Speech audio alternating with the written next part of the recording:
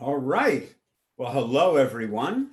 It's me, Dan Katcher, and I'm going to be doing a little demo today on how to do some concept art stuff using ZBrush. Wait, hold on. Do I see?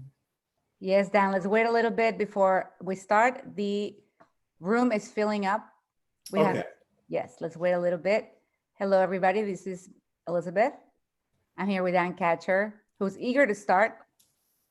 We're going eager to start drawing and start sculpting some nice monsters. This is our last session of the day, our last Wacom Monster Fest session.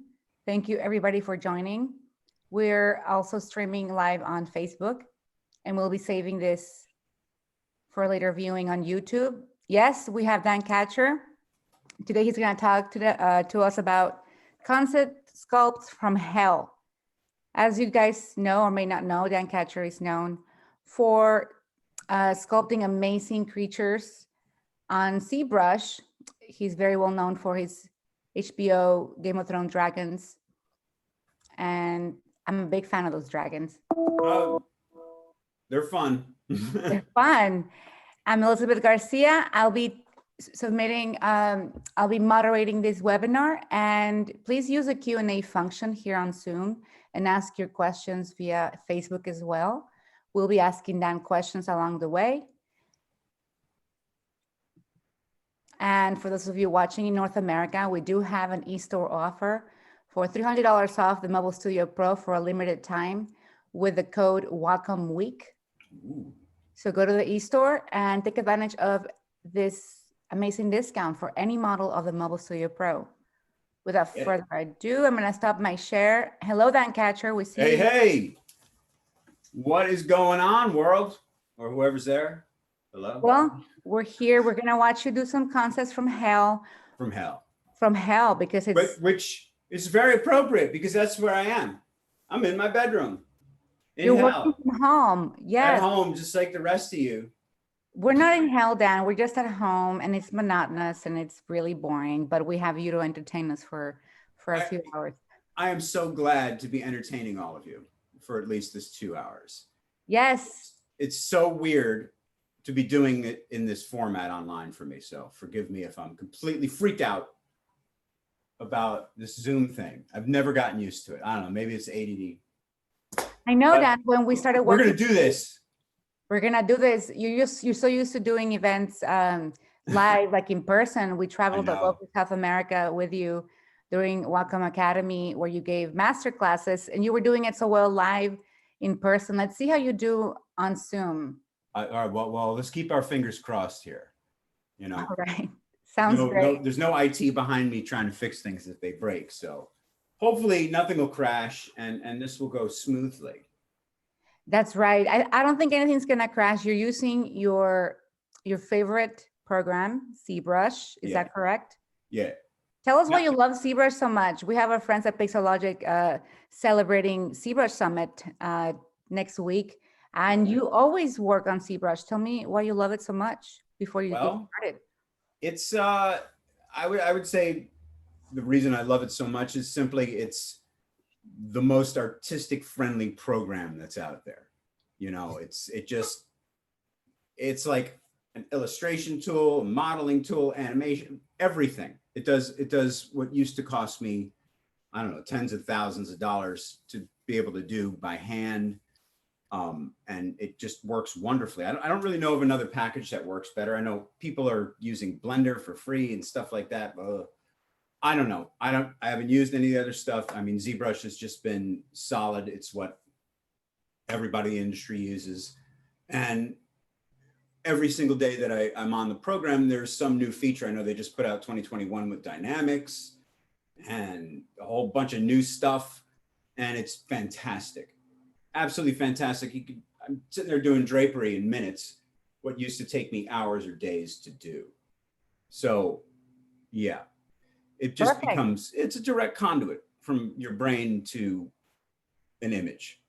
Yeah, I've seen you work on it many, many times, and you're very comfortable in it. So I'm excited to watch you in action. Yeah. Especially because you're going to show us how to make some scary monsters, or how you've made some scary monsters using ZBrush.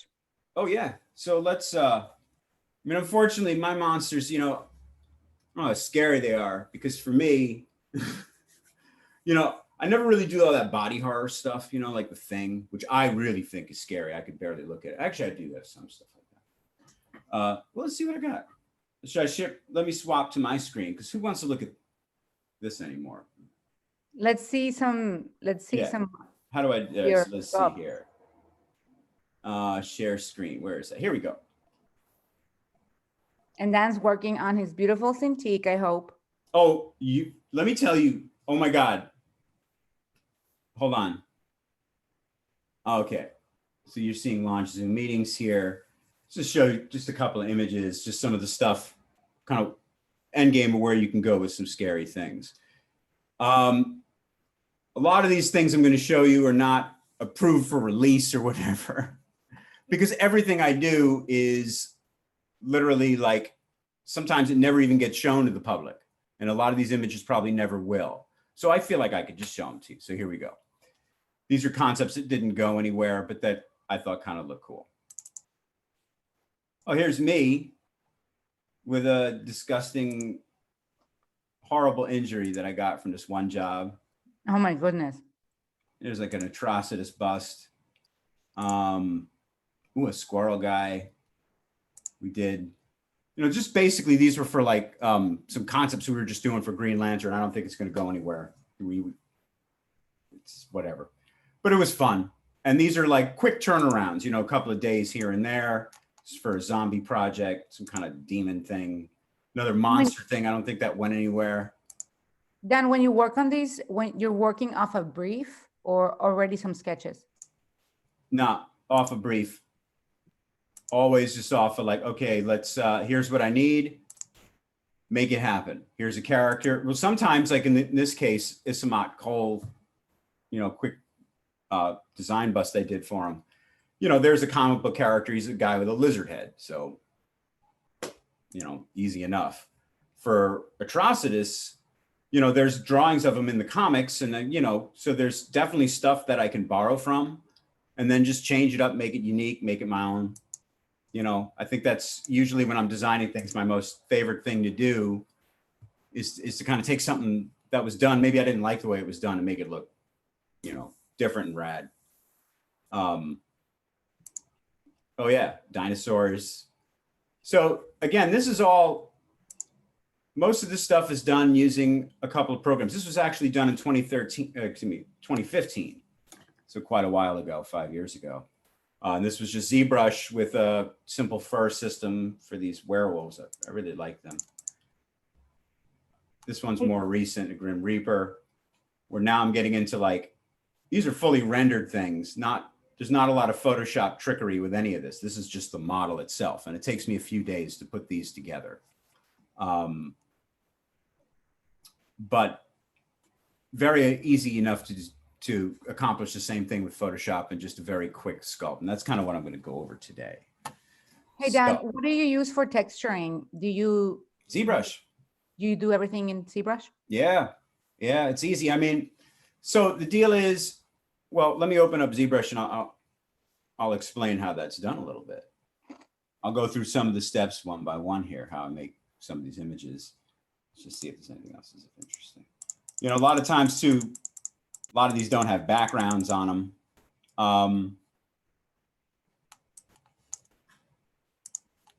And I do all that stuff later on. Let me just show you, let's look for an example of it, but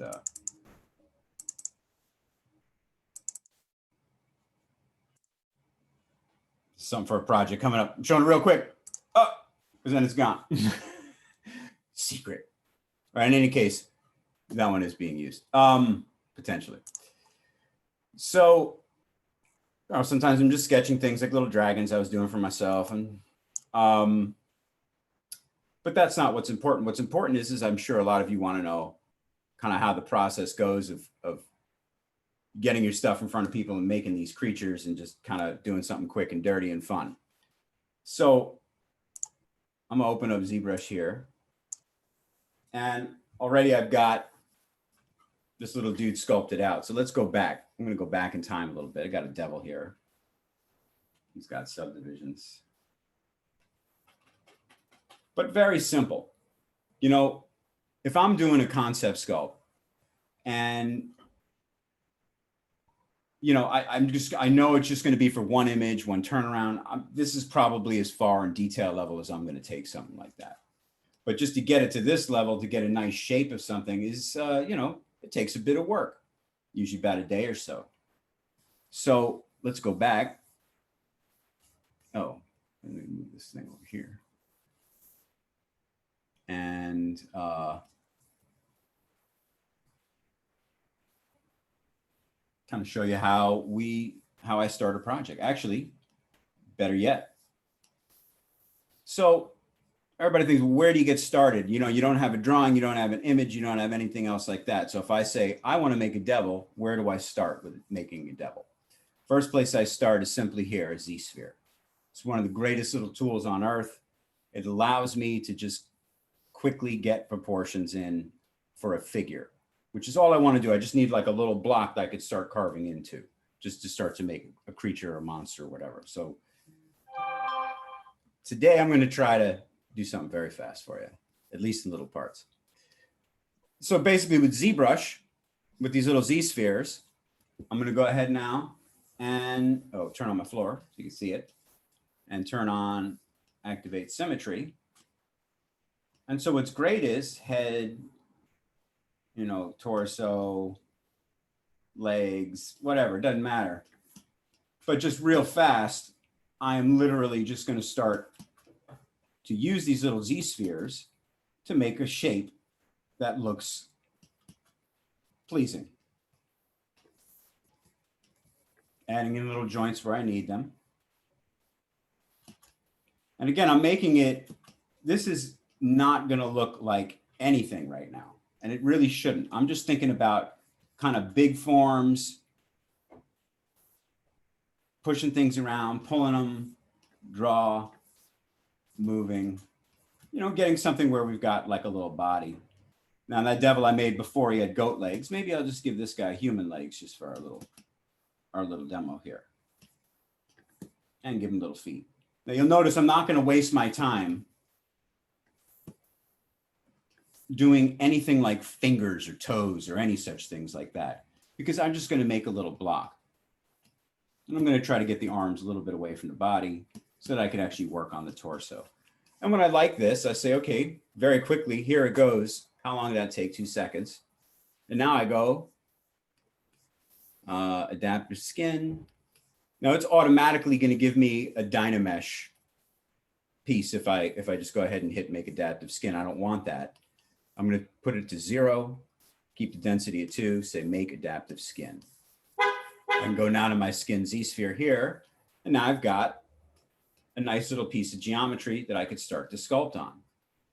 So first thing I'm going to do is I'm just going to go ahead and just smooth all this out. Because my technique, when I'm really thinking about creating a monster, even if it's a devil, something like that, is I'm always going to go from kind of the inside out with a piece. And the reason I like to do that is because I learned when I was younger, it was these little books, the Bruno Lucchese method. And that's kind of how he built everything. He just kind of like built from the inside out. And I thought, oh, that's cool. Because I love anatomy. I'm always like, yeah, I just, you know, want to think about the bones and the base structure first before I get too into, you know, going crazy with something. And what's great now is too, right? Now I could go ahead and try to subdivide this thing up and then just start putting detail in it, right? But what I really like to do is I'm going to go ahead now and delete the lower subdivision. And I'm going to switch to a clay tubes brush. I'm just going to use the simple alpha that they have with it, this round alpha. It's great. Don't use the square one for what I'm going to do here. Just keep it smooth. And instead of just using any old regular method, now I can go in and start using this great sculptress mode. And so, you know, really fast,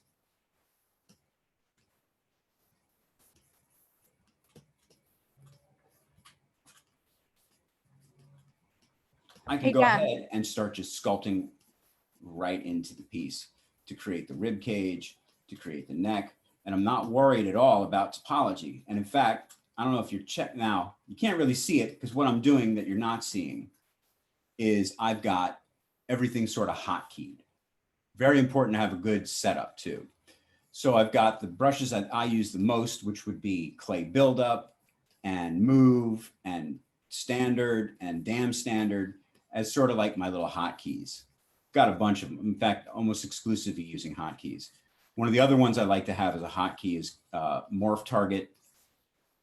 Get into morph targets in a little bit here, but for now, you don't need to worry about morph targets as we're not doing anything that kind of can't be undone or needs to be undone.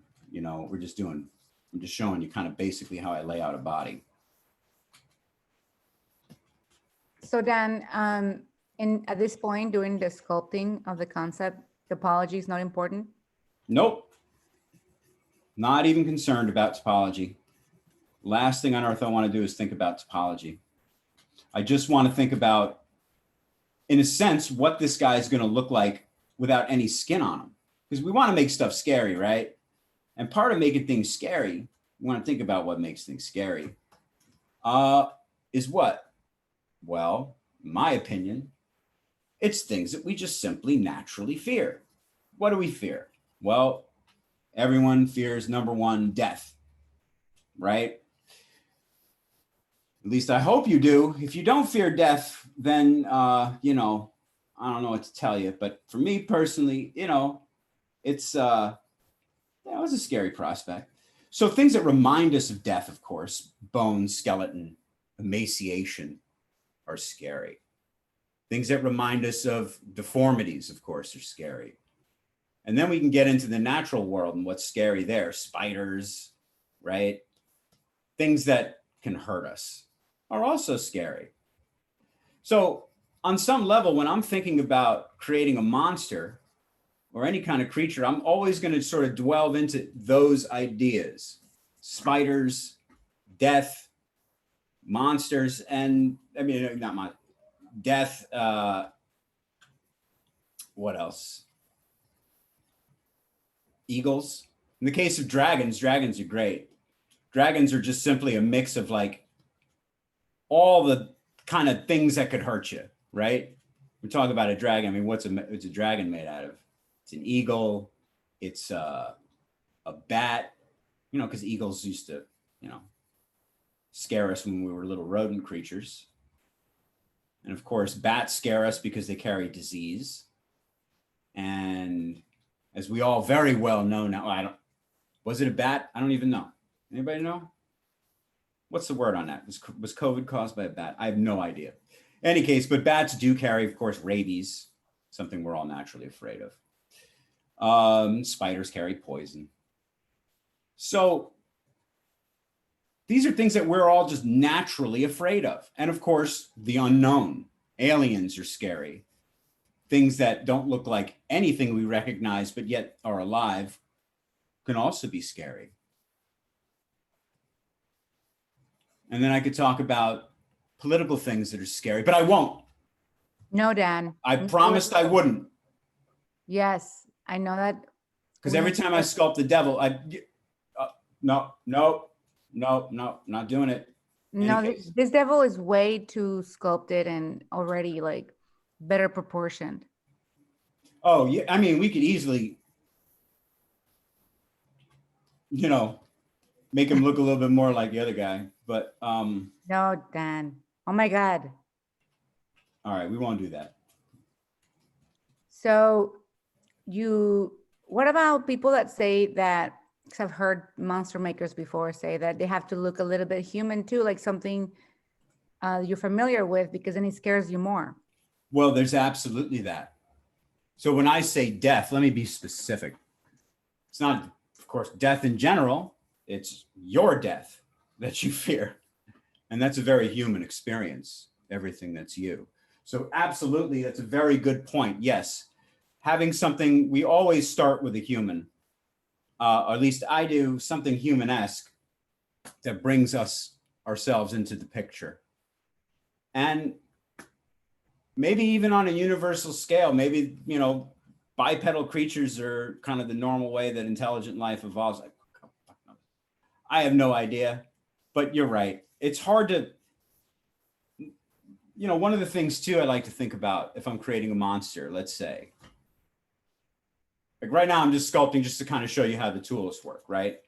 But if I'm just thinking about, okay, well, you know, give me like an example of a monster, let's say a Cthulhu, right?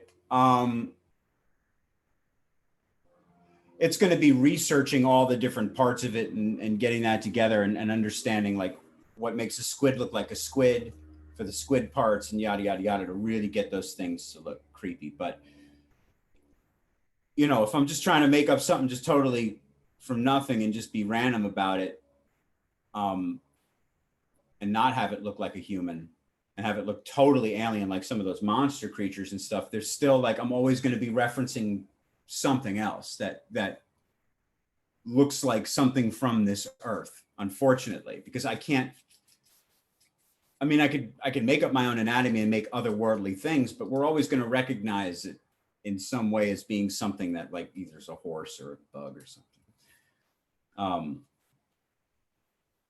But yeah, so I like to always start with Elizabeth's right for the most part, though, is something that's a little more human. And maybe later I change it up and say, well, I don't like X, Y, and Z about this thing.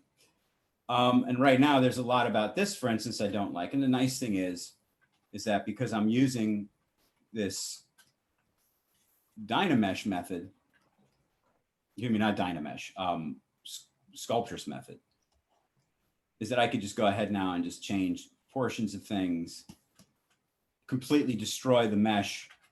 It really doesn't matter to me because it's going to fix itself. So if I just move a leg or something like that, and I like the proportions, and you know, usually in the old days, you'd have this issue here where now you've got this big nasty seam line, but that doesn't even matter. Oh!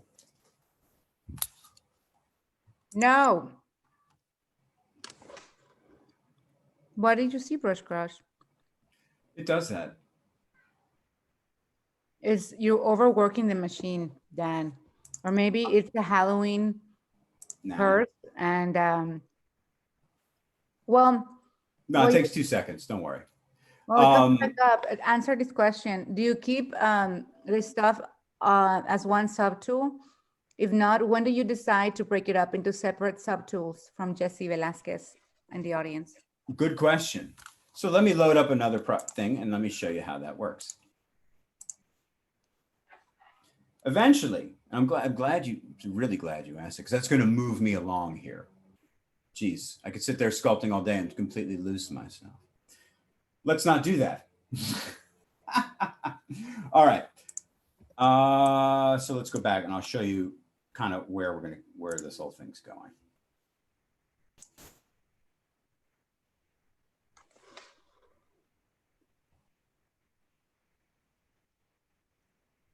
Doobie-doobie-doo. Sorry. It's okay. Let's hope it doesn't crash this time. Oh my God, fingers crossed. So then. Yeah. All right. So basically, I'll explain it while it's loading.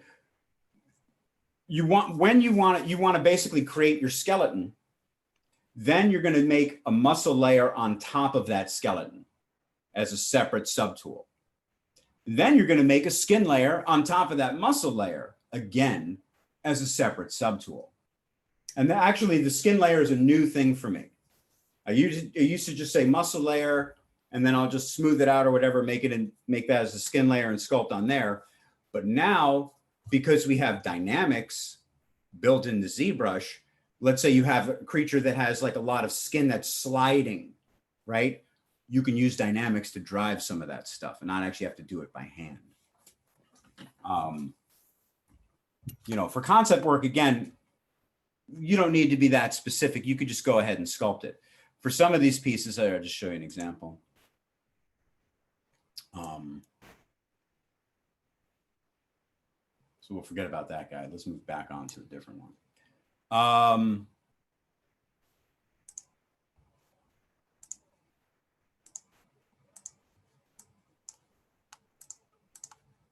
Oh, I just broke a rule.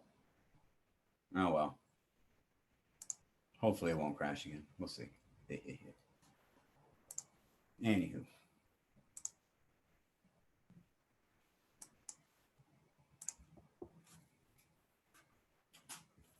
All right.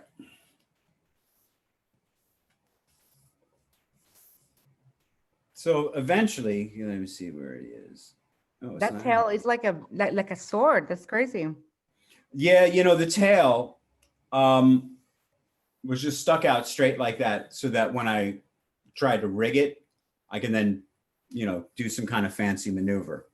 So eventually, like when I like a design enough and I want to, present it to the client or whatever, I usually like to put it in some kind of pose before I try to go ahead and just illustrate it. Um, Zero pose things are great. Oh, let me get out of this. Oh, horrible material here. Yeah, there's like a this is an example of like one of my little Z-sphere rigs that I made to put into a character in which to pose it. So after I get done building it, then I could take it and basically make one of my things I've already done and make a pose out of it real fast and get something. Doesn't quite look like this after the pose. I have to go in and sculpt on top of it to fix it, but at least I've got a good base to go from going with like a zero pose model to then that. There were actually two different models. This is for another project. But hold on, this is not actually the one I wanted to show you. Dan, when you sculpt, do you break up the limbs and head? Mm-hmm. So let me just, yeah. Hold on a second. Sorry. Got the,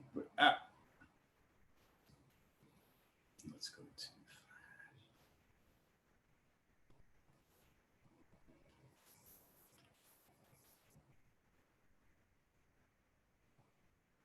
Yeah, so here, I'm going to load up one that's a little bit more complex. And then you could see kind of how I break up these things. For the arms and for the body, no. I usually keep everything as a single object. If I want to, you can, however, break it up to pose the stuff, which I've done many times. There are times where, having a rig is just not sufficient. And it's just going to be more work to move it around than anything else. So now, literally, if I'm making, for instance, this Grim Reaper creature here, he's going to be built in a lot of sections. So literally, I've got a skeleton that's inside of the thing with a skull, with the teeth, all separate objects, with bones for the wings, right? With internal organs. And you say, wow, that looks like a lot of work. With muscles if I need them.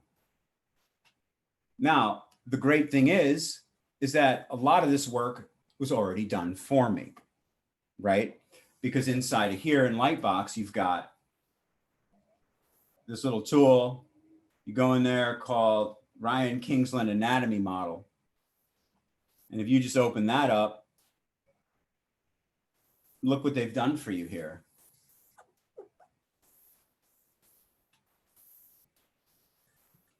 And these come with a program? This comes with the program. Okay.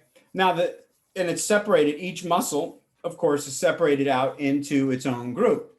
So, I can't thank Ryan Kingsland. I thanked him in person for creating this asset and including it in ZBrush. It's just wonderful because I use it all the time. All the time. I take pieces from it. If I need a pectoral on something, I'll grab a pectoral from here. If I need, an arm, I'll grab an arm from here. Now, I'm not going to leave it just like he has it. It's very specific, but at least it gives me like, okay, well, here's some geometry to work with. And also, I mean, the geometry itself isn't good. It's all triangulated and very low res, but it's easy enough with ZBrush to say like, okay, yeah, I can't really work with that geometry, but what I can always do is go geometry, Z remesher, voila, topology. So I can then take any of these pieces in. So let's say I want to, use those pectorals on my piece here, right? Simply put, let's go, actually forget about that. So let's go here. And I'll go, of course, I'll append in those pectorals. Come here, you. Oh, you son of a... come here, sorry. Just append in the pectorals. And I'm going to do undo because for some reason it shrinks when you bring it in.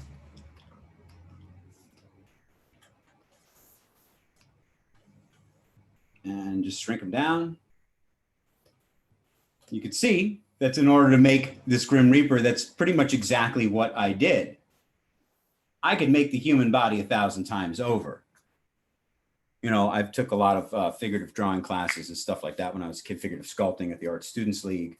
And you get to the point of like, well, yeah, they've already done the work, so why bother? You know, great thing is too with ZBrush, like, and this is why I love it. So I can just take those pectorals, bring them in. Maybe I like their form, maybe I don't. Maybe I like the topology, maybe I don't. Maybe I really only want half a pectoral muscle here. If you could see with the Grim Reaper, for instance, you know, his pectorals are all worn away. And so it's great that I could go in now using this Sculptress and just get rid of things I don't like, or just cut into it or add more detail, so on and so forth. But I want to talk a little bit too about getting detail, because that, you know, is kind of a cool thing, especially for if you're just using it for concepts. You know, you could go into Photoshop and put all that in, but to have really accurate shadows based on accurate form, it's going to make your life easier. And quite frankly, it's just as easy for me, after doing this for years, to sculpt using ZBrush as it is to draw something. You know, I'm not worried about having to create shadows. The computer does it for me. I'm just worried about form. Oh, were there any other questions? No? Okay. Yeah, Dan. Oh. At what point in your process do you decide to break symmetry? That really depends on what it is that I'm making. There are characters where, like, if I'm working on Rita for, what is that show? Doom Patrol, right? She's a blob monster. So I don't even waste a second with symmetry for something like that. If it's a really scary, you know, if it's something that's just not symmetrical, like, you know, some person with a horrible deformity, I'm not going to waste my time with symmetry. For something a little bit prettier, like let's say one of these guys. Well, no, not him. Oh no, not him either. Yeah, where'd the other guy go? Sorry, was I? You know, I do so many different things. What's fun is you could do tons of different variations. I mean, here's like a bunch of variations, all of the same creature for some crazy project. And as you can see, it's very easy to lob off a head and then say, oh, I want a different head on there. So for something like this, let's say, right, that's supposed to be more of like, maybe this guy's meant to be more of like a, what do you call it? Like a handsome kind of bull, humanish devil, right? Something like this. Yeah, I'm going to keep symmetry on for most of it. But when I start getting into like, say, fine wrinkles and stuff, like maybe I want this guy to have a bull neck, you know, with like a lot of crazy wrinkles. I'll start doing it symmetrically. Whoop. No, I don't want, sure, that's off. Okay. I'll start doing it symmetrically. And very quickly, I'll realize, God, that looks very, very mechanical. So right at that point where things start to look mechanical, I'm going to go ahead, turn that off, and just start sculpting on it right there. So that answers the question. I mean, to really get nice looking details, like if I want to make wrinkles, you can see right now, I'm literally not using any special alphas to do this. I'm just going ahead and kind of sculpting that stuff in there to get wrinkles. For, let's just say, big throat wrinkles, I would definitely separate. I would definitely do these asymmetrically. And then at some point I want to go into the nose and kind of like make a move on one side and say, oh, I like that move. And maybe make the same move, but in the opposite on the other side. You know, so you get like a little bit of a twist to the nose, and you see just like that one little gesture, maybe fix it a little bit, gives it so much more life. You know, moving an eye just a little bit.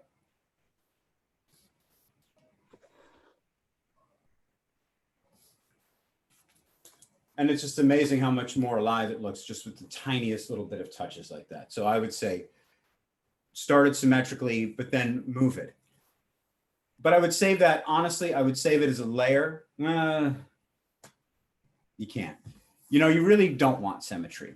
And even when you're getting into heavy detail, you know, I'm going to leave symmetry on, let's say if I'm going to use skin alphas to really try to get this guy super high detail. So right now, I'll just kind of show you how detail works a little bit. I've got the whole bot. Yeah, go ahead. Let's say that you show this to a client and they tell you that it isn't scary enough. What would be your go-to changes to make this monster more scary? Oh, easy.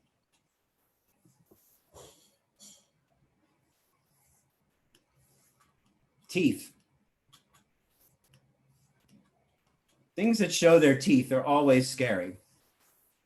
And as a consequence, I always like to have a set of teeth in my models. You can see it's here. So you can have somebody that looks really pleasant here like this guy does. Oop. Just unmasking it real quick here.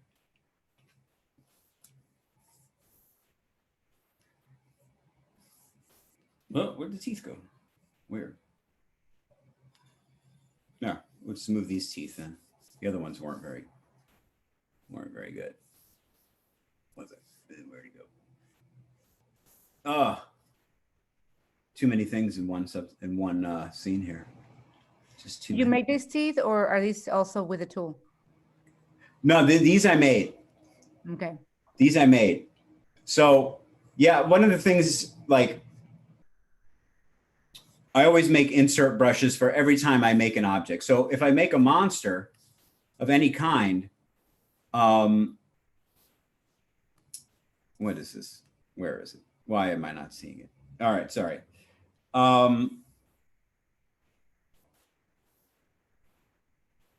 If I make a monster of any kind, I save parts of it. So I'm going to make, like, one time I made a werewolf and I made some teeth for the werewolf. And I saved those teeth.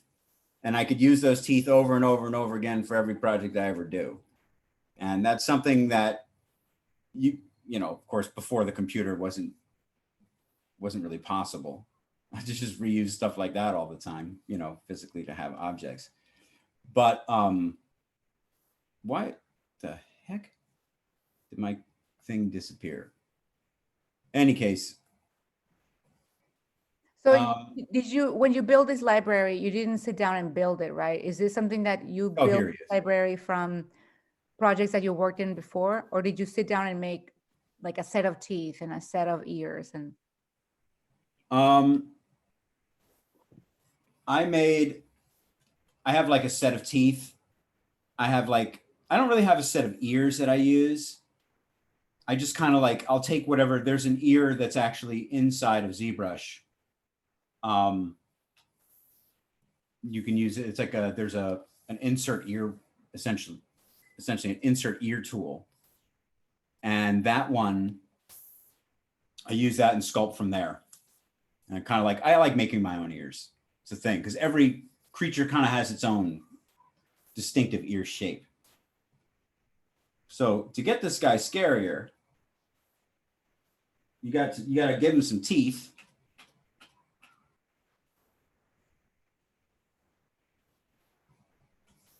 And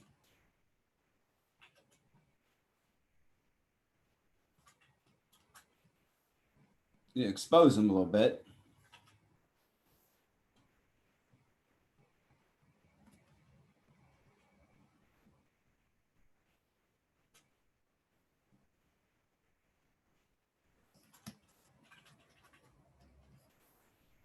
Maybe he's smiling.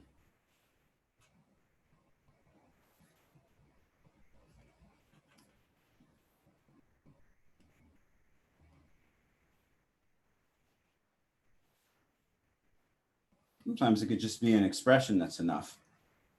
Sometimes it takes a little bit more. I mean, to really get something to look scary, sometimes it means taking things and making them maybe not look so pretty. Or maybe some kind of crazy looking thing.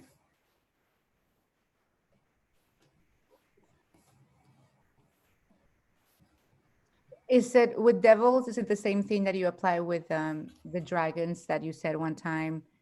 You have to make them a little bit attractive or it doesn't work, or a little bit sexy or it doesn't work? Yeah.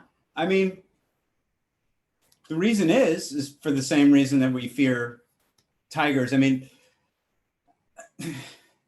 if something really can hurt you, for the most part, either it has some sort of weapon on it, right? Like a poison or a knife or something, or it's big. But whatever it is, it's something that says, oh, I function in a way that's going to hurt you, that can hurt you. And so having things function makes it threatening. You know, it's the reason why if you saw a tiger out in the woods and the poor thing was emaciated from not eating and looked all scrawny, and it came up to you, I don't think you'd be so scared of it. You know, you feel bad for it.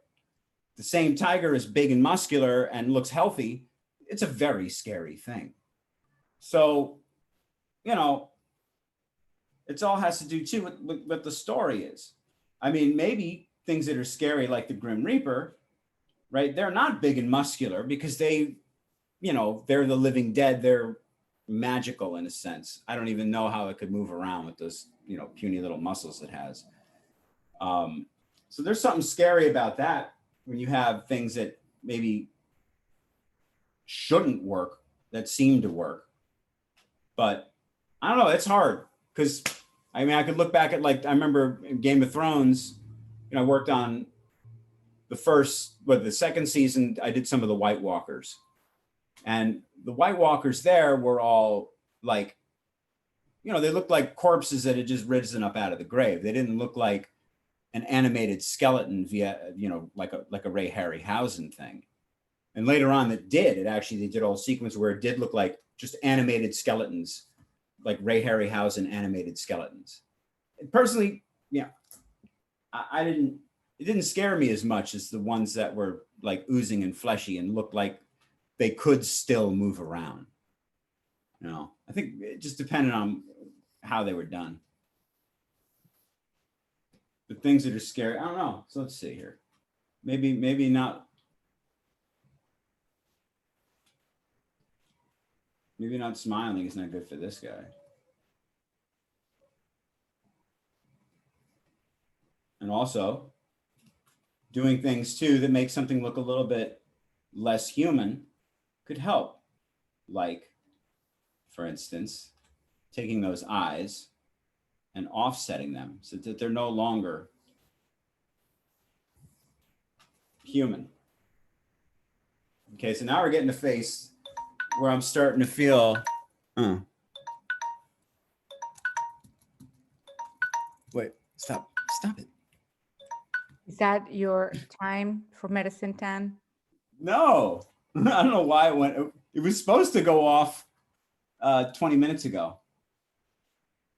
Or whenever I started. Or no, 15 minutes before I started. I must have hit reset instead of end. In any case, so to get things scarier,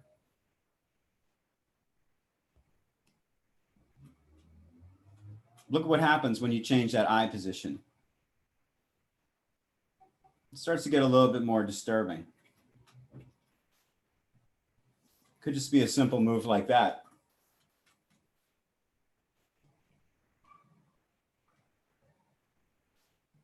Have you ever watched the movie 28 Days Later? I have. I like their zombies, and they were the scariest zombies I've ever seen. And they look just like people. They just changed, you know, their eyes, and they made them just behave very differently, but they weren't your stereotypical zombie with flesh falling off the bones or anything. They were No. very human-like, but they were foaming at the mouth, or they were bleeding or something. And the eyes, it just made them look incredibly evil without changing much of their appearance. Oh, yeah. Thinner lips, of course.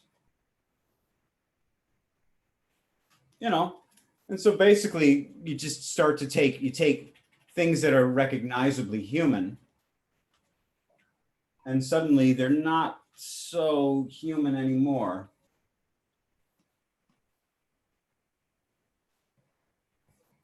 It's like an alien devil. Yeah. I'm gonna start to say, all right, now that's a weird looking creature. But I mean, to get really scary with things. What are your favorite things, scary things to draw? Is it devils, creatures, dragons, to sculpt? Well, I don't really find the devil myself scary. I mean, you know. I mean, what it can do to you is scary. The devil, I mean, yeah. I mean, first of all, you'd have to believe that such a thing is real, which I'm not. I do not. It's a fun story. I mean, I love the story of the devil.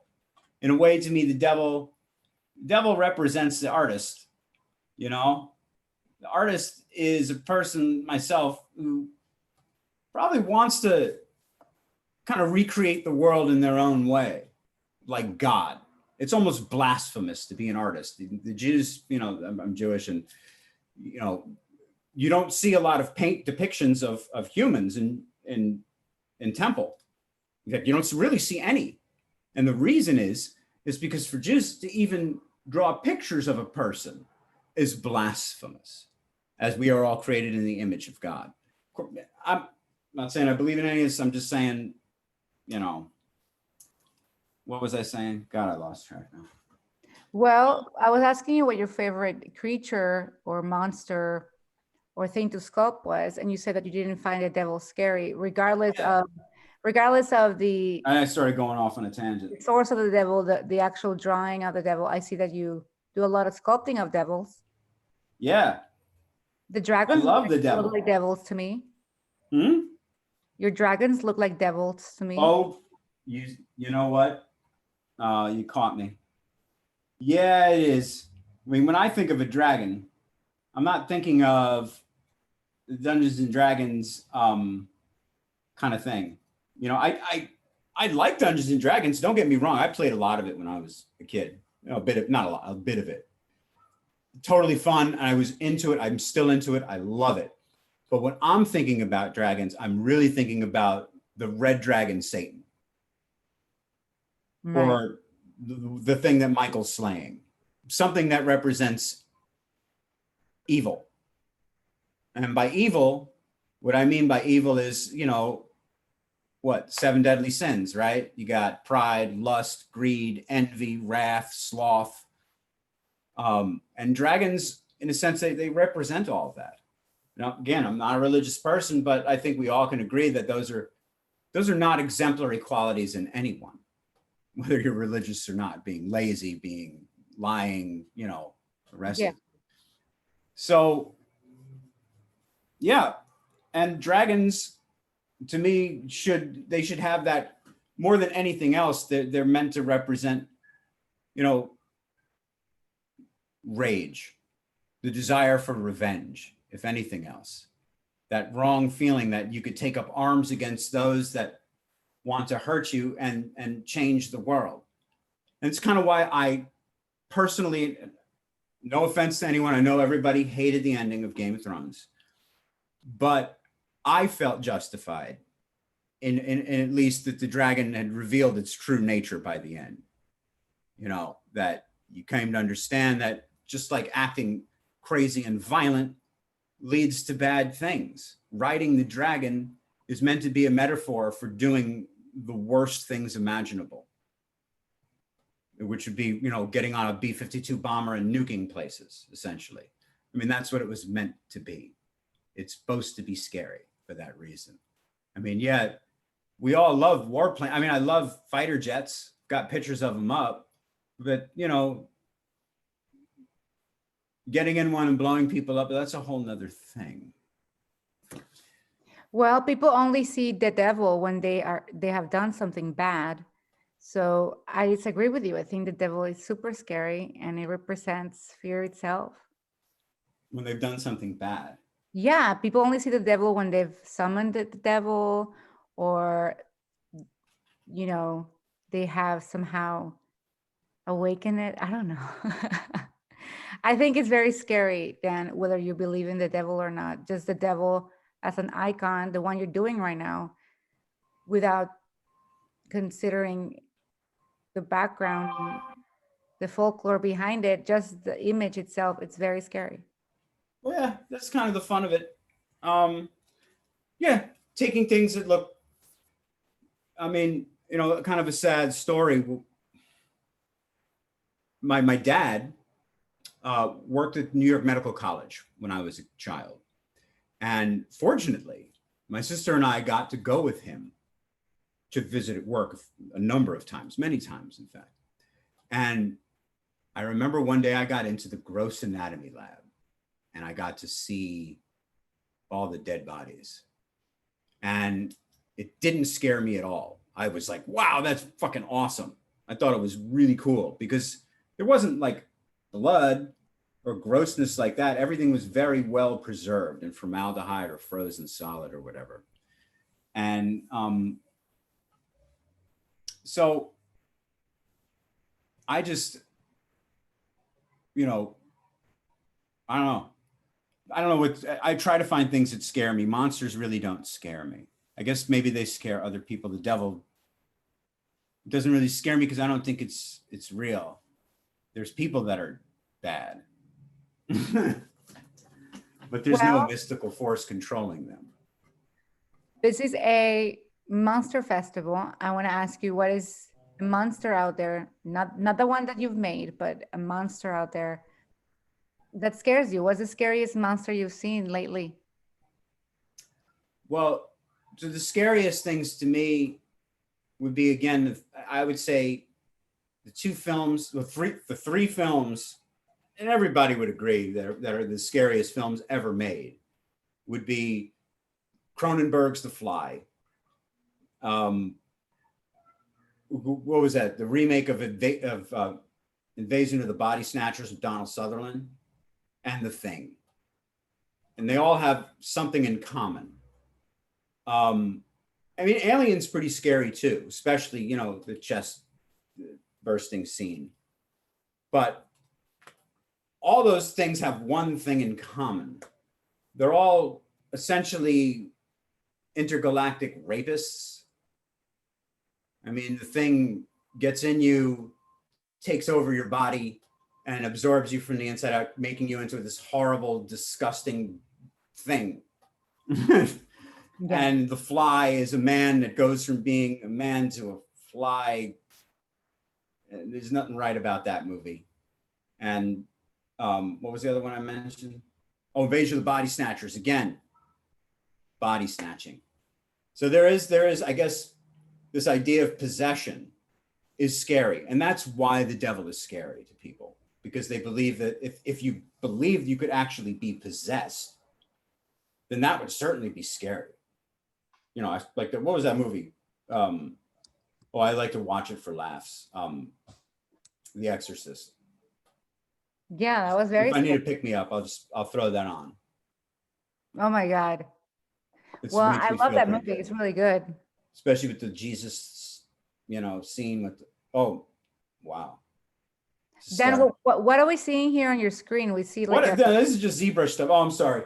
You see, I start talking and then I stop moving. We were like, that's not scary at all, Dan. That's not scary at all. All right, let's find some scary stuff here. As you can see, that sampling that Dan was showcasing, Zbrush can be used for more than monsters. Everything you can sculpt. So scary. Like, let's take a look at some scary stuff. You know, one of the things too that makes something scary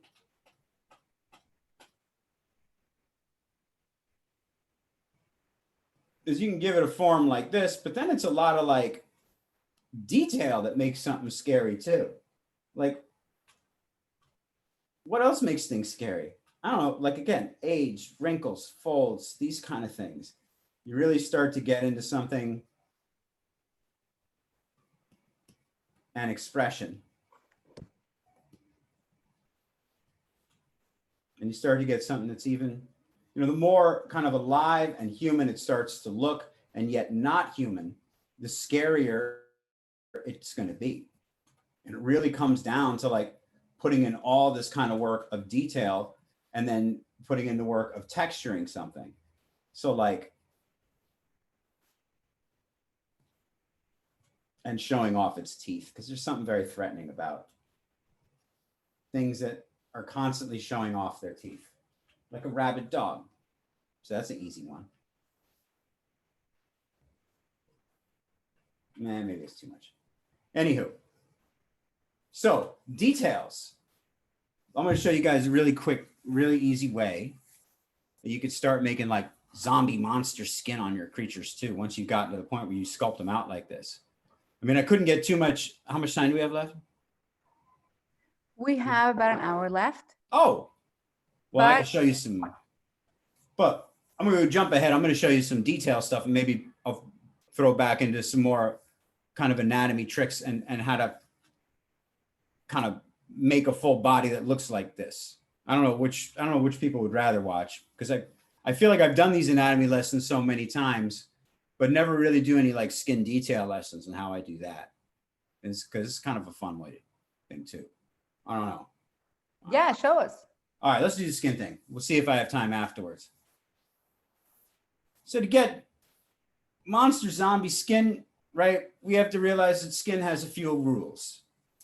You always want to have crosshatches going in different directions. Anytime you ever have two lines that are going side by side on each other, it looks unnatural. So let me show you which brushes to use and how I'm going to use this. So great little trick with ZBrush. There's this, I'm going to use the standard brush here. And now I have my thing set up a little bit differently, but than you guys probably have at home. So I'll just show you where the menus are so you know where it is. And then later on, I would suggest setting up, you know, a good workspace so you have buttons that I'm showing you ready to use when you need them. So first thing I'm going to do is I'm going to select an alpha. Now these are alphas I think I put in to the folder I sent, but we'll see if it works.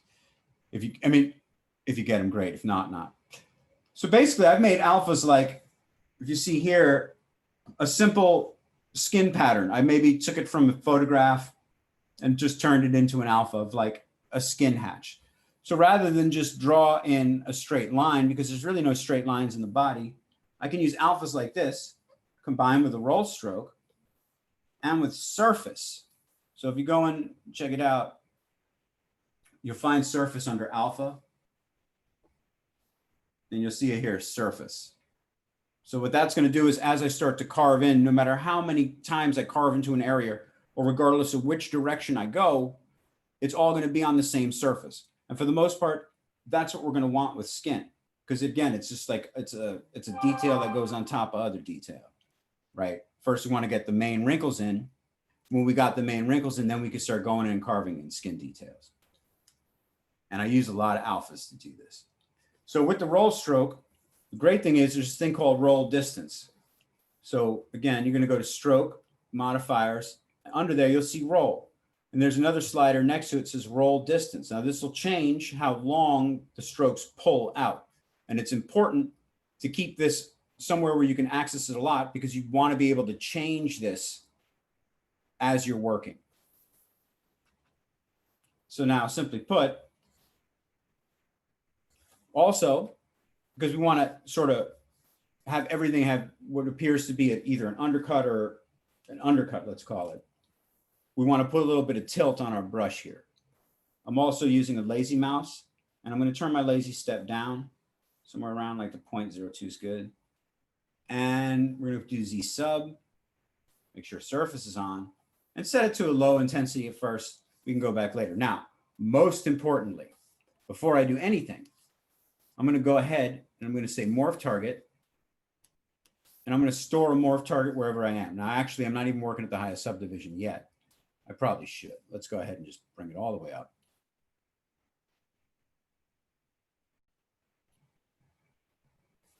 Delete morph target, store morph target. Now, again, these are things you could go into Photoshop and try to paint in yourself, especially, let's say if I'm just doing an illustration and I just want this to be it. Very easy to go into Photoshop and do a quick paint over or use overlays of other creatures. I can go into that too.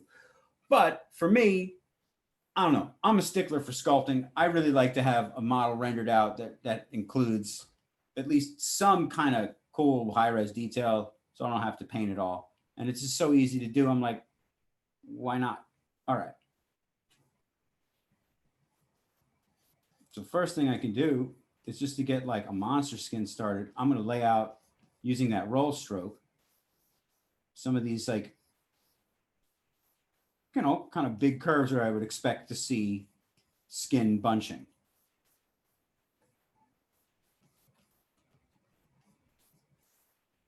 And now you see how fast, just kind of like following the form with these big lines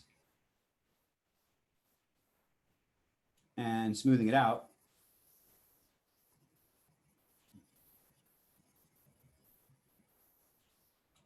I start to create kind of these big wrinkly folds on his neck. Now, if I really want to punch him out a little bit more, because I'm using a Cintiq, this is the trick here. If I wasn't using a Cintiq, honestly, some of these tricks were a little bit harder to do, but not impossible. Still can do them, but it makes it a lot easier because now, since I've got this great like control over the mouse itself, I can use gravity with not a standard brush this time. I'm going to switch over to a clay buildup brush. And I'm going to turn gravity on a little bit here because when I create a fold, I want it to kind of sink down. I also want to go ahead now, go into my brush palette, and under tablet pressure, what you have is you have size and you have Z intensity. Now, I want size to have its most range. I want to be able to go from very small to very large. For Z intensity, now because I'm doing folds, I'm actually going to flip this around. I want big areas of folds to not come out as much. And I want small areas to actually to come in harder. So by flipping that curve around, I flip the brush around so that now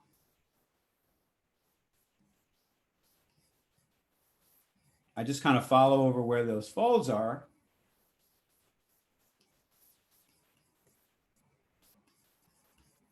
And voila.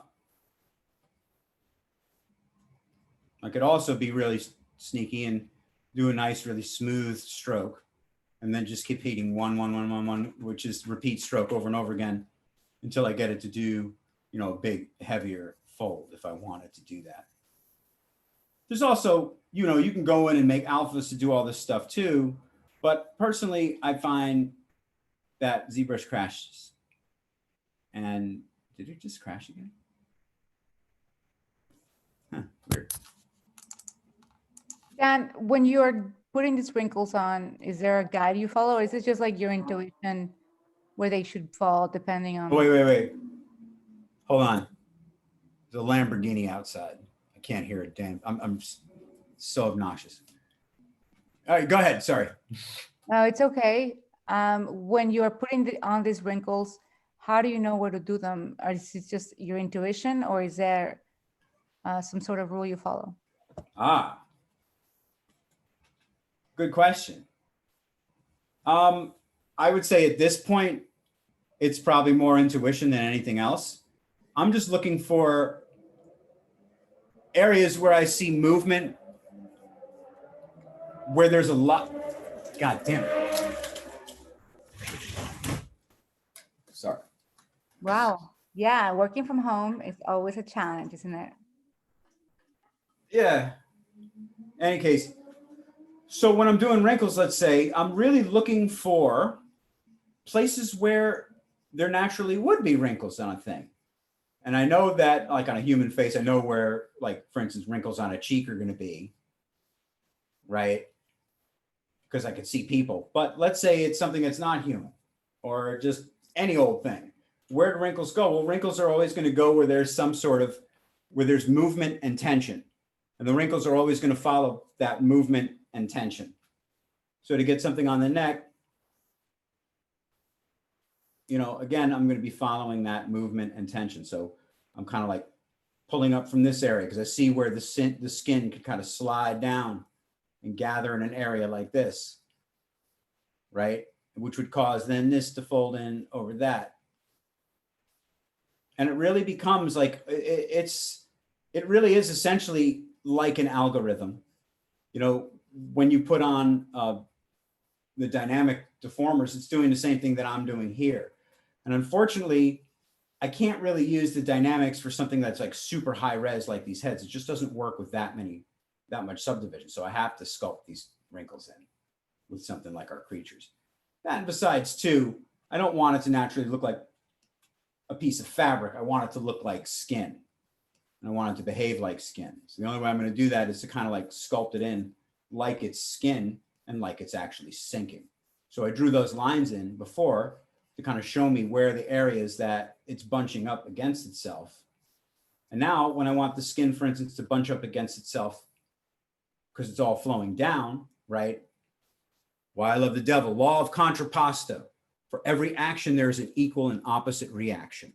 So for every time a fold is sinking down, it's buttressing up against something else that's not sinking down. Action and reaction. So these are the laws of contrapposto. And if you follow the laws of contrapposto in every movement you make, you will be correct in what you do. So by using the laws of contrapposto, I'm going to turn the guy upside down now using gravity in the opposite direction to take areas, for instance, here, where I've created a big fold and have it now buttress up against itself the other direction. Actually, no, excuse me, not here, because that one's good. Here. Right, so these are now going to be flowing up. Again, I'm using the gravity. Dan, is this model in Dynamesh? Nope. This one has some topology, but it was topology created using nothing but Z-remesher. No, nothing other than, again, you know, this is why I tell people, topology, if you're going to be a production modeler, is definitely important. You really, as a professional, you at least better have a good understanding of it, right, at some point in your life. But to get in the door, to get your first job, let's say, it depends what it is you want to do. If you're going in to be a generalist or something like that, then yeah, you better know topology. If you're going in to be a concept artist,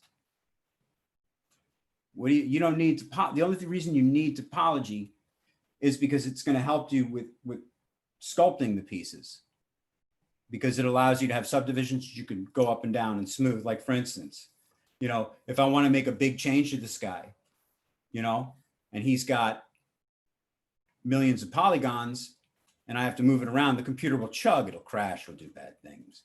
But because I've got low polys, you know, I could easily just grab things and change the scale of them, yada, yada, yada. Not that I'm going to do that, but just as an example. And so the way to do that, again, with the program, so easy. So the first thing I'm always doing is making a mesh that looks like this. You see 1.53 million, and it's got no polygons. I mean, it's got no topology whatsoever. You don't need it. And what's great is too, and the reason I don't even want you to think about topology when you're sculpting these creatures is maybe I decide, hey, I like this guy, but he needs to have 4 arms instead of 2 arms. You know what I mean? So it's just really easy to go ahead, you know, do little trick maneuvers like grab a piece of him.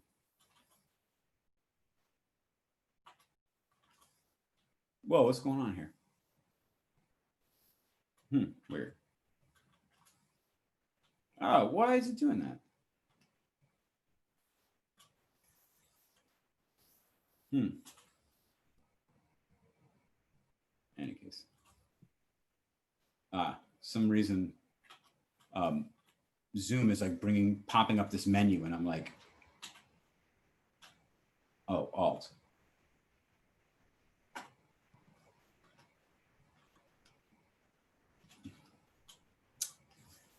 Dan, oh, that's annoying. Sorry, for some reason Zoom is cutting it. In any case, you can just go ahead and say, you know, you've already done the work. You want the guy to have 4 arms, modify topology, delete hidden, take the arms that you've done for this guy, and give him another set of arms. Just as easy as that, especially for concept work. You know, that's easy. And that's why I don't really worry about topology, because at some point, maybe I make the decision I really want this guy to have another set of arms or another set of legs or different horns or whatever it is.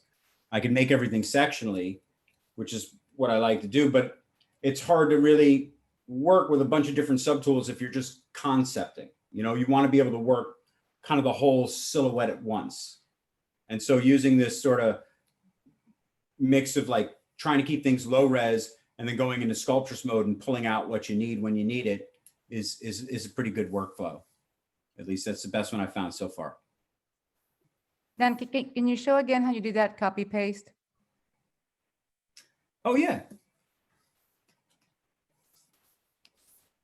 All right, so we take this guy. We want to give him another set of arms, right? Real simple. He's got no polygroups, no subdivisions, nothing like that. Also, good idea when you're doing this, I forgot to tell you guys, best to turn off perspective. Okay. Oh, so first thing I'm going to do is, again, I'm going to duplicate that object. So right down here, duplicate. So now I've got this guy and the other guy. I'm going to go ahead, select the arm that I want, just turn on solo mode so I only see it. Now I've just got these arms, and I'm going to go geometry, modify topology, and delete hidden. So now what I could do is, let's say I want to give the guy 4 arms. Now I could just take that, because it's a separate subtool, move the arms into place.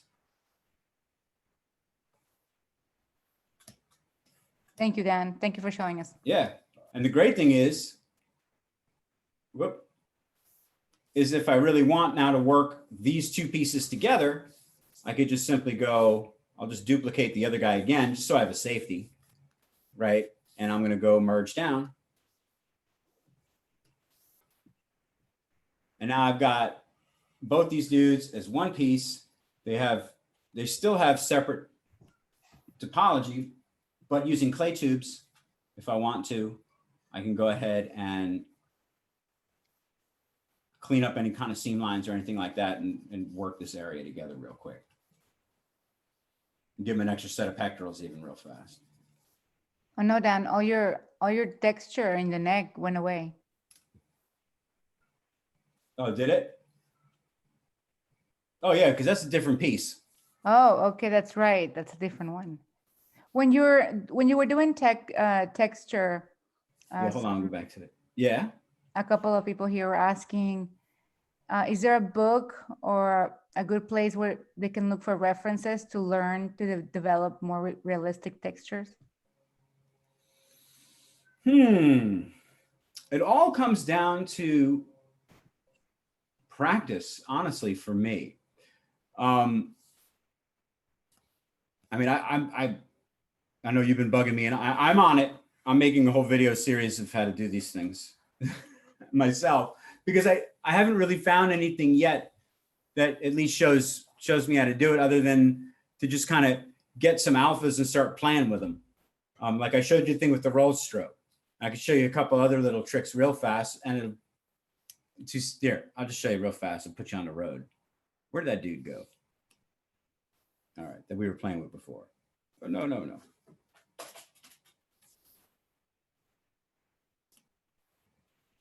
Yeah, so many things here to play with.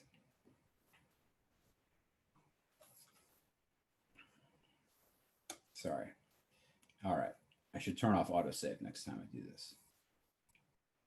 All right, so where was the guy we were doing texture on? Was it this guy? Yeah, I think so.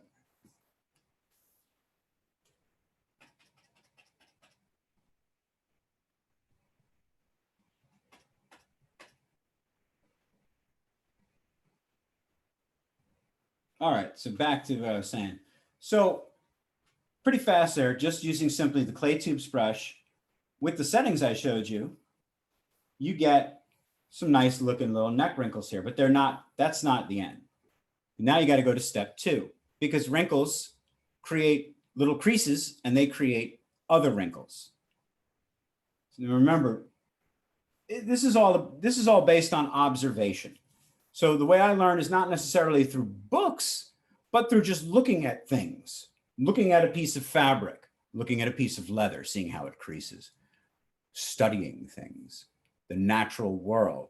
You can't really learn it from a book because it takes actually seeing it with your eyes. And fortunately or unfortunately, I was born with very bad vision, at least from a distance. I can't see the E on a chart without my glasses on. But with my glasses off, I could see things like a microscope, essentially. I could see the tiniest little pattern. So whether it's just by nature or whatever, I look at these tiny little things all the time. I just study them. And that's going to be the way to learn how to do it, is to just copy what's there. It's happening because it's following the rules of physics and nature, right? And observation. So sometimes we have observation. Now, I'm not observing anything to do these wrinkles. I'm just following the laws of nature, just using things that I've seen before, sort of on a subconscious level, I guess. Practice makes perfect. But now the other trick is I have alphas. And so a good thing to do here, and I've got loads of alphas at some point, I get all these to everybody.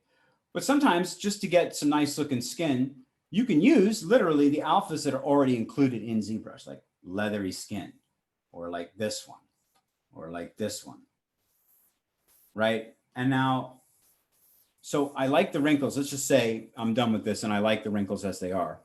Here again, I'm going to save a morph target so that it stays right where it is. So now I can go ahead and start to attack this area. Now I can either simply grab an alpha that kind of looks like leathery skin in the area that I want. And again, I'm using surface. It's very important. And I'm using a drag direct stroke. Okay, so the rule goes like this. Wherever there's a fold where things are kind of creasing in along this area here is where you're going to get the heaviest concentration of creases and wrinkles. And as things go away from the fold, you get less density of creases and wrinkles. So the first thing I'm going to do is kind of like going along those folds is put the heaviest creases and wrinkles kind of in those cracked areas.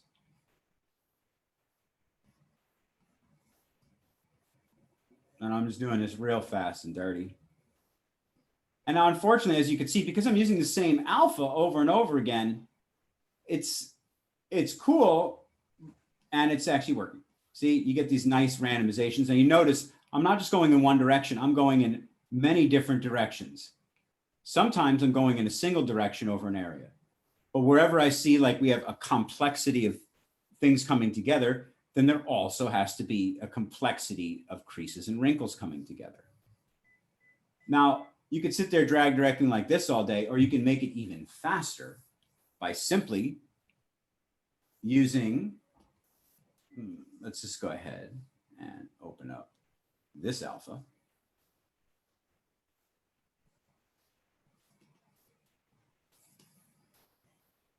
Dan, does ZBrush integrate with After Effects? Oh, why is this thing so... Sorry, does ZBrush integrate with After Effects? It's a question from Facebook, yeah. I don't know. I don't know. I mean, After Effects is for video editing, isn't it? I don't, Yeah. can you bring 3D objects into After Effects? I don't use the software. I was hoping you knew. Does anybody in the audience here in the chat know? Help us out, Facebook or Zoom. Any case, so I made a little bit of a mess here, which is fine. I could clean up whatever if I don't like it. Doesn't look that bad. You start to get something that looks like creature skin. And I get Pinterest here. That's interesting. Oh.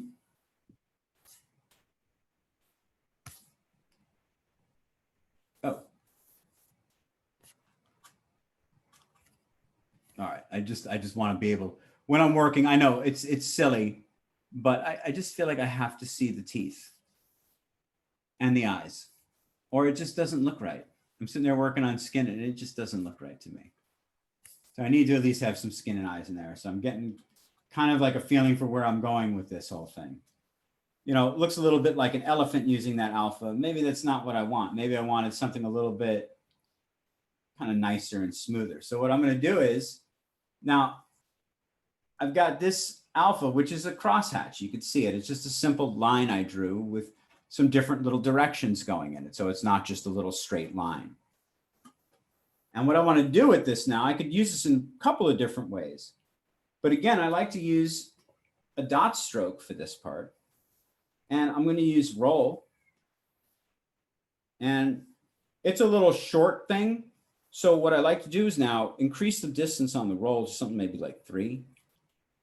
And I'm going to set my intensity down now a little bit. Because what I can do is, instead of sitting there dragging direct, whoop.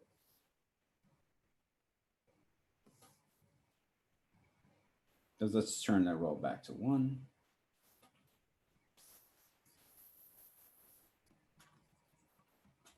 Because again, I'm like using that little crease thing here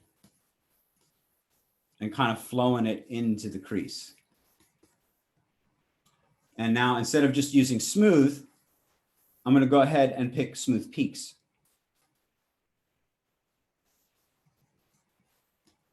And then you start to get skin that looks a little bit more kind of nasty.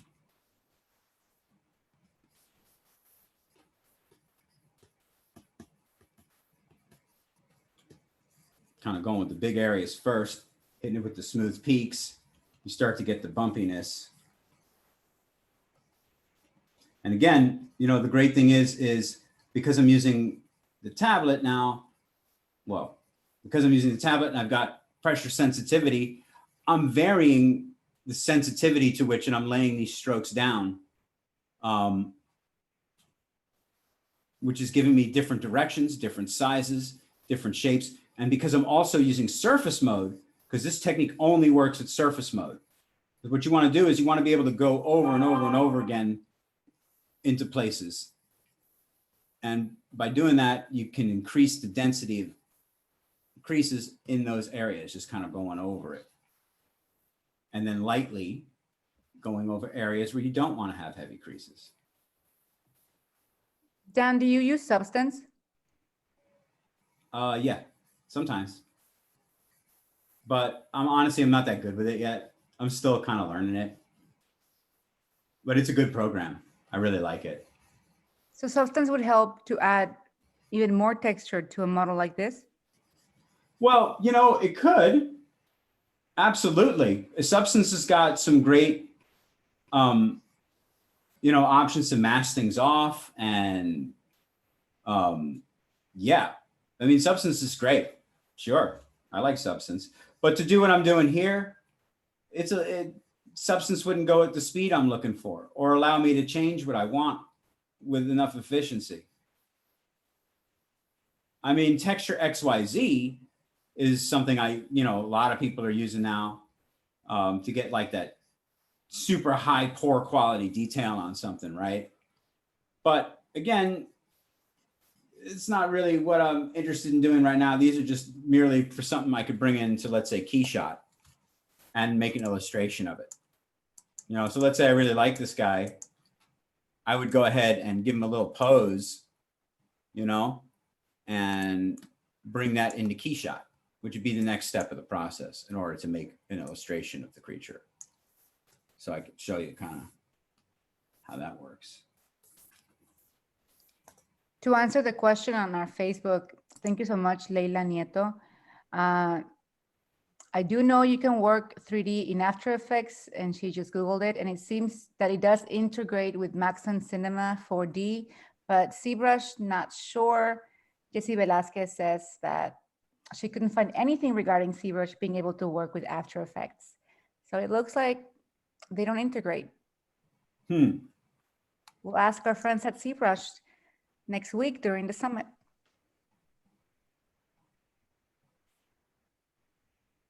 Jesse, sorry, you're a he.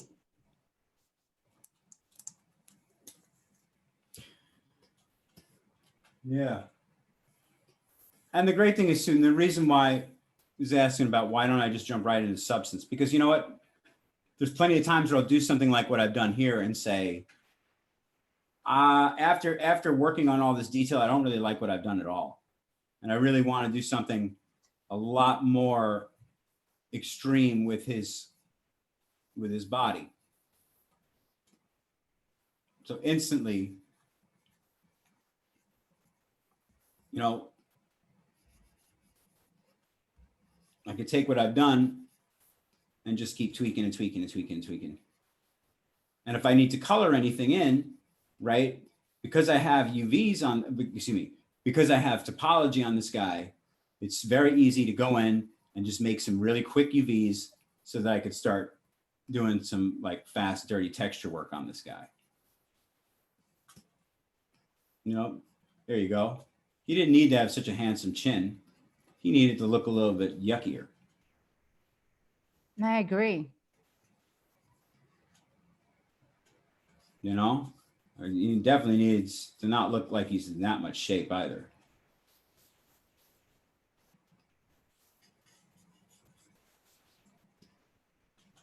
Can you just repeat, earlier you showed us where you went on Zbrush to find like the library or body parts. Guillermo, oh yeah. He couldn't watch it, and I think some people were wondering about that because they want to be able to alter sort of templates. Oh yeah. These, and again, these body parts, they are fantastic. So you're just going to find them easily enough. If you open up your ZBrush, you go into Lightbox and you go into Tool, and you'll see right here, Ryan Kingsland anatomy model. And conveniently, there's also a dog. And there's a lot more. Because inside of ZBrush too, remember I showed you how I duplicated that arm to stick another arm on? Well, guess what? You don't even have to go that far. There's a whole section of human body parts, IMDb parts, which is also right there. And let's say maybe I didn't like this guy's lips. Oh wait, can't do that on something with layers and with subdivisions. Again, this is another reason why I generally don't work with topology until I'm done with a piece, or until I'm getting to the point where it looks good enough, I'm going to throw color on it. So the last thing I'm thinking about is color. You know, when I say texture, I'm thinking about like skin, like the surface of it, you know, what it's made of, like what I'm doing here in these black and white images, because it's very easy once you have a solid, you know, cavity map to work with and solid up and down displacement information to go into substance and just use algorithms to drive color based on those depths, right? If that stuff isn't there, then you have to go into a complicated procedure to put it there. So sculpting it in, I always think is great. And because it really, as you see, goes by so fast, why not do it? And again, like I was saying, maybe, let's pick somebody that has no subdivisions. This guy has no subdivisions, right? Right. So for him, you know, what's great is I say, well, I don't like his goat nose. I want him to have a human nose. Well, that's just right there. There's a little human nose right there. And I could just turn off the mask so you could see it. Let's get rid of those crazy eyeballs. Very distracting. All right. And looking at just that nose, you know, here's another piece of geometry now I have to use. to make him look a little more human. Now I'm just going to take this stuff and kind of push and pull and move it in. Like, now it looks like me. Oh my God, Dan. So yeah, so you can play around with those. Yeah, all of that's like right there in the program. I mean, also to just so you know, if you have to make little animals and stuff, remember, because you're not ever going to worry about topology anymore when you're just thinking about ideas and creating stuff. You've got inside of here, you got like a Zizoo, which are like little Z-sphere objects you can just pose and make and start your little sculpts from if you want. Let's just say you want to make a bear. Actually, it's not. All right, yeah, we don't need to save this. So let's just say I want to make a bear or a bird real quick, or, I don't know, whatever.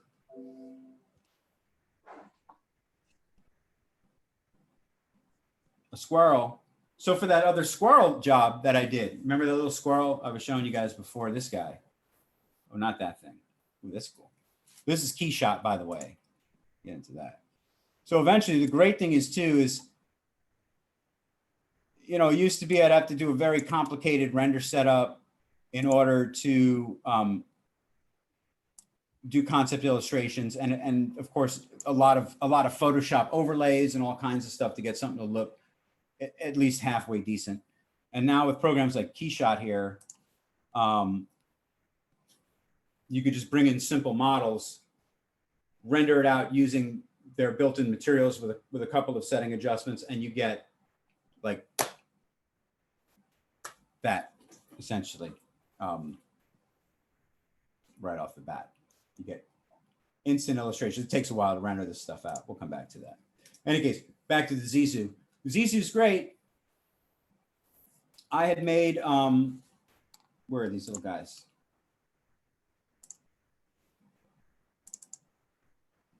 Yeah, I mean, this was like, I don't know, it took me like 3 hours to make this.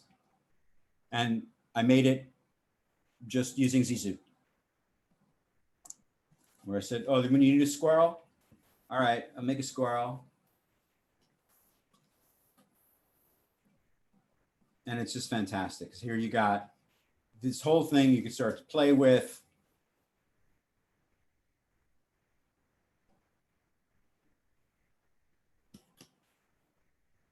And you see just how fast, you get your base forms out. And then it's just a matter of going on top of this and sculpting right on it. You say, all right, so you'll get the option to say adaptive skin, make adaptive skin. And automatically you get a little piece of geometry like this. I mean, it's laid out in all these parts. It's nothing to write home to. But as soon as I get something like this, right, first thing I'm going to do is go ahead and I'm going to Dynamesh it. So that I get just very simple topology. Maybe that was too low. I could always crank it up, give me a little bit more. 278,000. So at this point now, all I need to do is kind of like,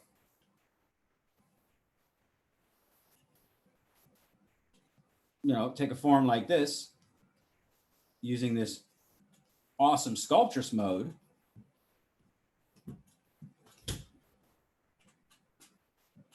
And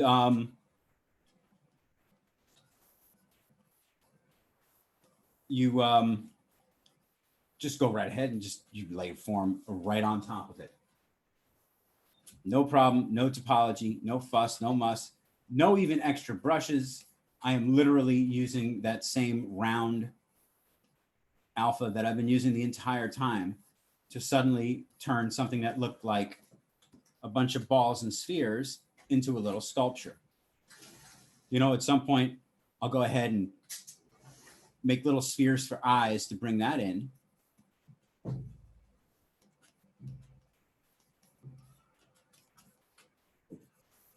Maybe I don't like the way his head's turned up because I'm doing this so fast, even for me. But again, it's great. I could create all this awful looking stretchy topology that I could really care less about, because as soon as I hit smooth, it's gone. You know, maybe later on I will give it eyes, right? But for now, yeah, I'll just draw them in there so it kind of looks cute. And now we can make a sad squirrel. Dan, when ZBrush asks you the question after hitting Dynamesh, do you say yes or no? No. The answer is always no. The answer is no, because you don't need to save your subdivision levels. They're of no use to you. Also, the big trick too, all right, everyone should realize when they're doing these things. Now, to make a concept of something, do I need to be able to see it from every single side and have it work? Yeah. And that's the great thing about it. This is why when I'm doing creature design, right, this is why I'm doing it in ZBrush and not trying to draw it at first. The reason is because I can really now just think about form very fast. I'm not thinking about perspective. I'm not thinking about shading. I'm just thinking about, okay, well, what is this thing made of that I'm, you know, where is its bones? The first thing, you know, I'm laying out its bones. Kind of like sculpting it where its point of attachments are. So just real fast, you know, that's right there in ZBrush as well. So you see how long it would take you to sculpt a little squirrel. But if I threw perspective on and you hit a render and you bring that into Photoshop, you have something you could start to illustrate on top of real fast. That was what, 15 minutes? So it's from Zizou. And again, there's all kinds of creatures in there. So one of the other great things I love to do is, let's get it. Yeah, that'll work. It doesn't matter. Just to make brushes for things. So like I was saying before, I'll spend a lot of time creating these like custom brushes.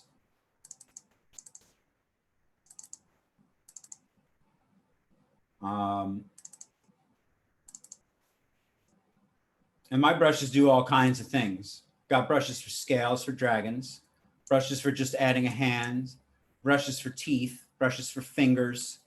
So if I'm sculpting something and a finger gets dodgy, I always have, you know, an extra finger I made.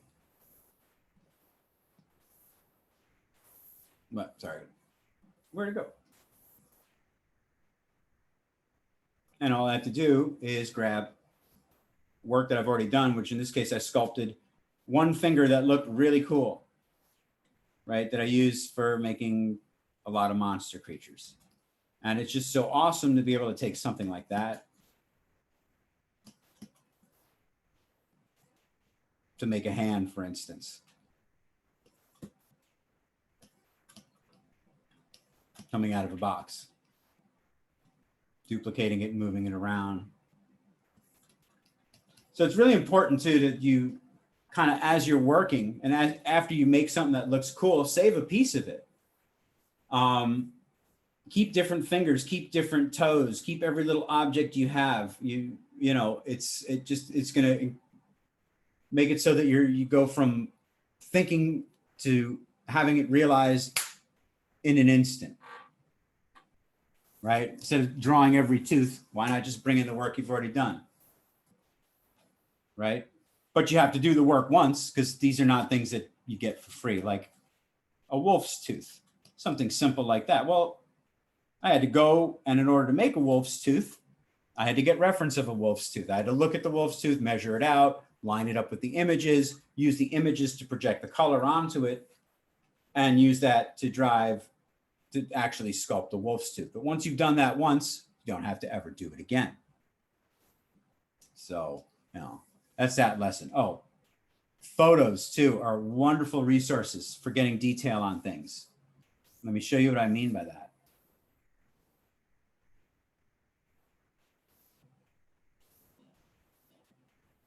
Oh wait, you can't show that one. Yeah. All right.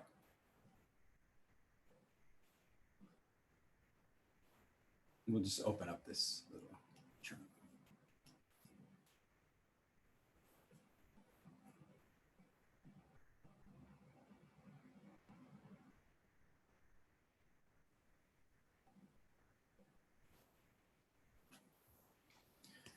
All right, again, now photographs are also wonderful. And for texturing too, I like to use them. And this is one of the reasons why I love ZBrush. Now,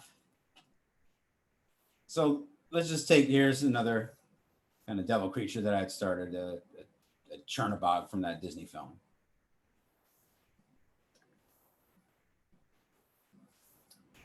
And let's think about texturing something like that. Well,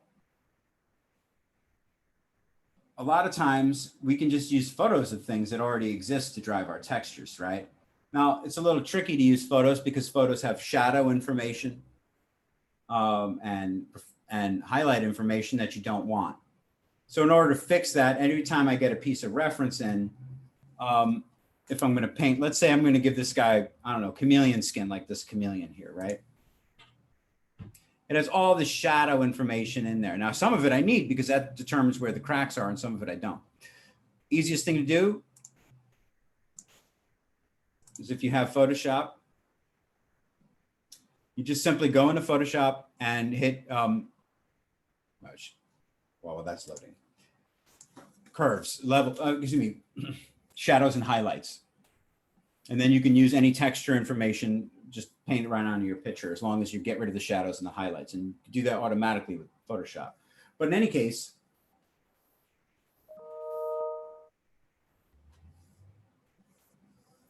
oh,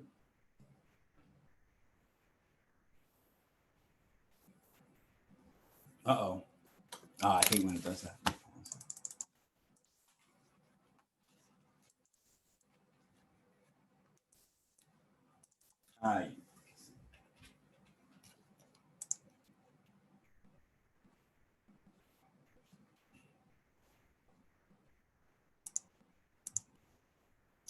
Sorry, sometimes it gets stupid. So let's go into textures. Oh wait, no, I had it on my Dan class. Here.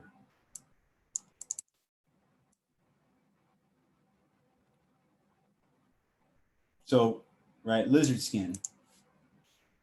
Find an image like this online.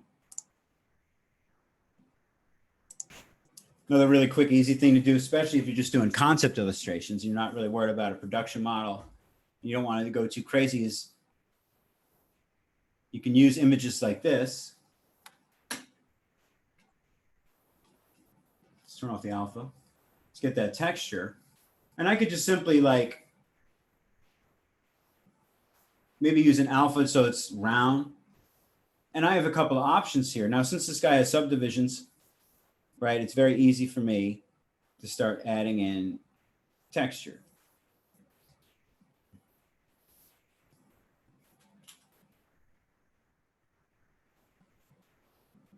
You know, so maybe this guy's like the Gorgon, and he's got lizard skin. Now I could just as easily go into Photoshop and kind of do the same thing, right? As an overlay. But since I already got ZBrush open, let's just do it this way. And it's actually a little bit easier, I think, to do it this way. Yes, you could just either drag direct it out like this, or you could be really tricky and make it so that it's a tileable alpha. Use UVs to put the thing over the whole surface. That never really looks so good. One of my other favorite little things to do is you could take an alpha like this, and excuse me, take an alpha like this, add it to Lightbot, add to Spotlight. I'm just going to go ahead and pin Spotlight here. Oh, I'm also going to say Spotlight radius. I kind of see through it. So if I want to get really close and really specific with details using Spotlight, again, very easy to do. Start painting right on the surface. Put your scales in. You can even go ahead and rotate them to get a different look. Or maybe now you want to be real tricky with it. you can use nudge brush. Let's actually turn the opacity down so I can see through it.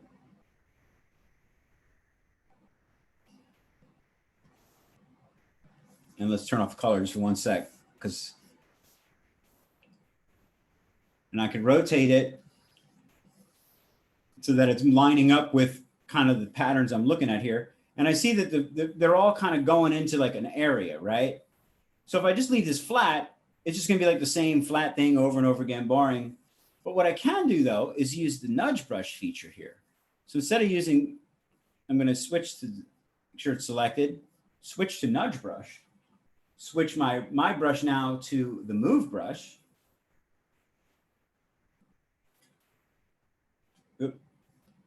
Make sure it's still activated. Turn on nudge. Get your cursor nice and big. And take those folds. You see what I'm doing here? So you could take pieces of skin now using this and really get it to kind of line up.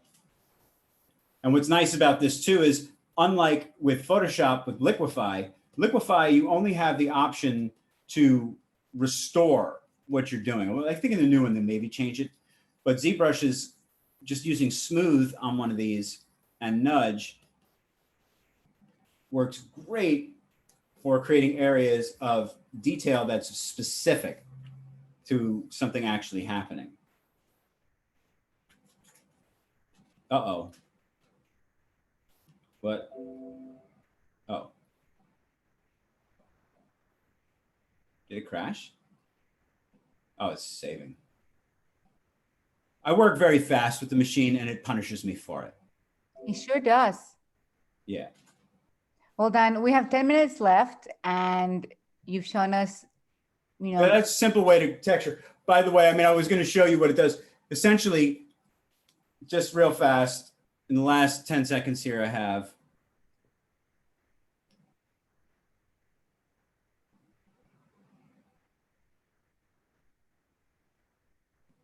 Look at that.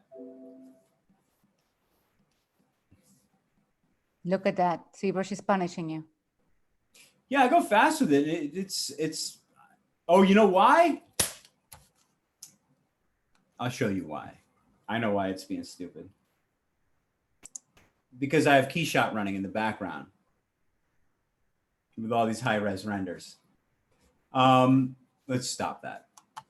In any case, we don't really have time for me to go into Keyshot and how to set that up, but if you don't have Keyshot, you're missing out. I'll just put it to you that way, because as far as like a rendering soft package is concerned, it's so easy. Like literally, you could learn how to do it. Anyone could figure out how to use Keyshot and get photorealistic renders in literally, you know, maybe 2 to 3 hours. It's super, super simple. It's not even worth me going into. Like literally get the program, go on the tutorial, bam.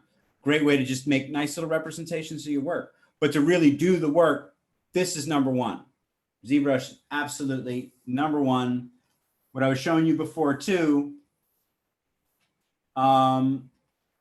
with the scales, just real quick, is the great thing is too, sometimes when I'm getting into like concept art and I just want something fast and dirty, right? Again, texture, add that to spotlight, scale this puppy up so it kind of, ooh, look at that. You get some nice little details here and there.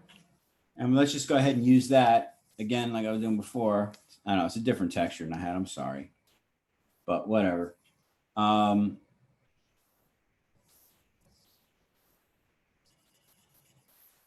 Whoop, I had Z add on. You don't want that. All right, let's just be, I'm trying to be quick here.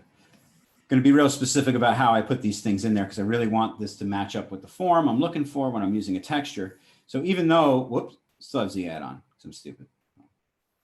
RGB, not Z add. And I'm going to turn opacity down so I can see what I'm doing. So just as a quick example, I can go ahead and use this color information, get it in there, and this will be true with any kind of skin, whether or not it's like this lizard skin or octopus skin or elephant skin. If you go ahead and just paint it in there like that, well, it looks flat and boring. The great thing is you got this thing called mask by intensity. Masking. And you go mask by intensity. Where is it? Sorry, I have it hotkeyed because I'm sick of looking for it. Mask by color, mask by intensity. It's right there. So I have it here. I'm just going to hit it here. Mask by intensity. And what that's now going to allow me to do is, or even before I mask by intensity, I could actually see, I could see what this is going to look like as not just a bump. So I could see as it's masked here, if I go ahead and hit something like my displace button,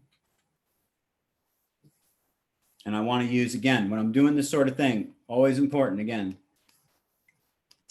save your morph target, turn off RGB, keep it at a low level, turn on surface so that everything is going to be pulled up to the same level. You could even turn your mask off so you could just actually see what it is you're pulling out of here.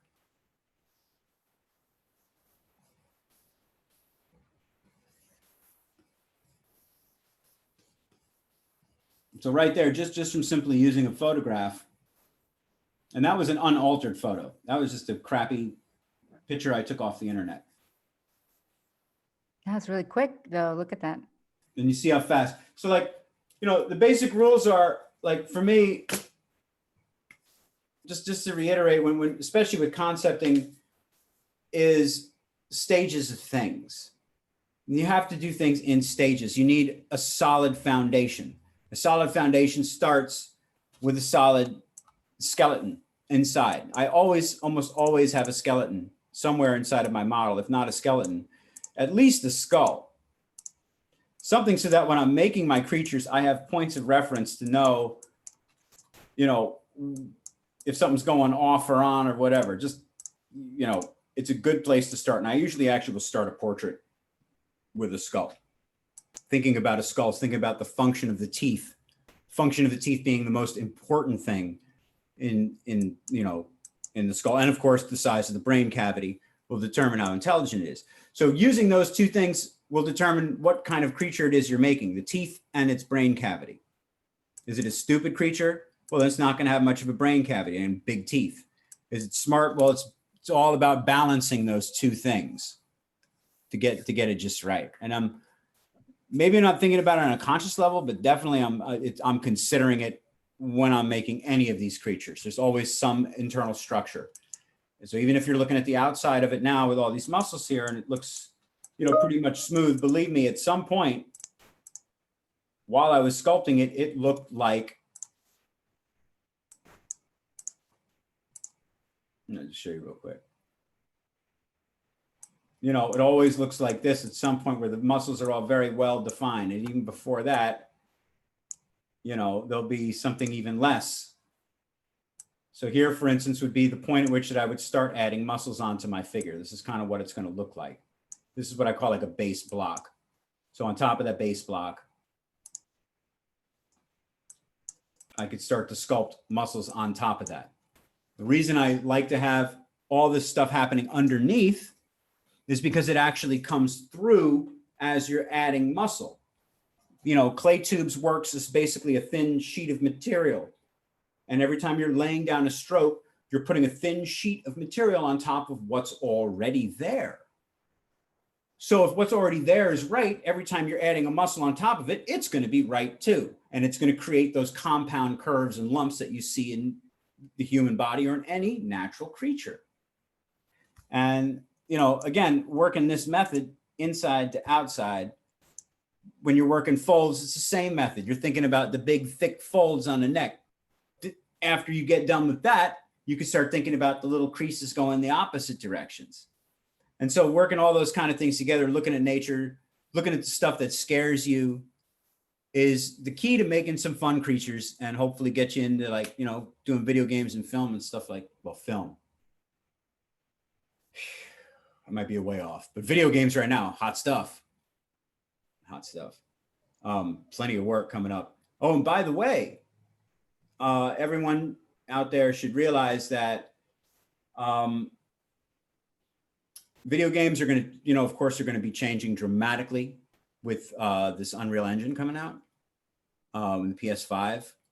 So whereas, you know, you had an industry that was basically, you'd make some very simple polygonal modeled things, or maybe you'd have things that would only have to go to a certain standard where, you know, it'd say, oh, that's video game quality.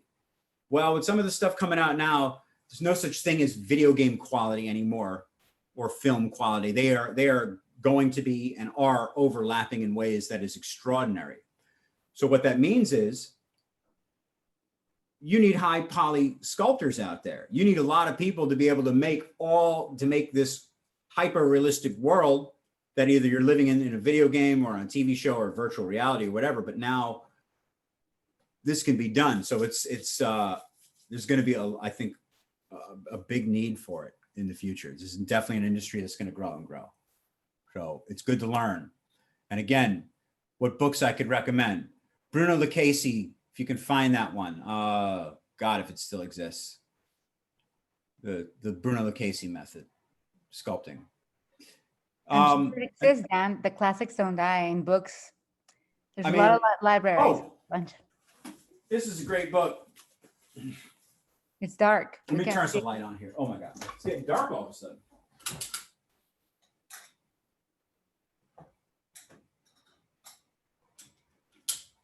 Well, maybe.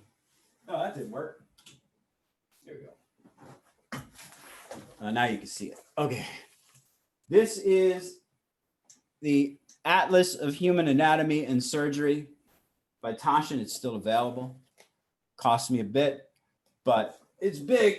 It's heavy, but it's got wonderful, just fantastic illustrations. It's got the entire human body laid out, all the internal organs, maybe one of the most immaculate anatomy books ever made. I highly recommend it. What was Bruno's last name? Lucchese. God, how do you spell it? L-U-C-H-A-S. Bruno Lucchese. Look it up, Guillermo. Yeah.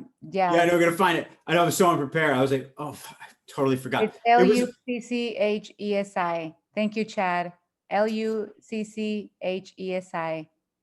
Awesome. Yeah, but again, all the books in the world are no substitute for the real world. And unfortunately, right now with COVID, we don't, I guess I can't really recommend going out to the real world because that'll just get you sick.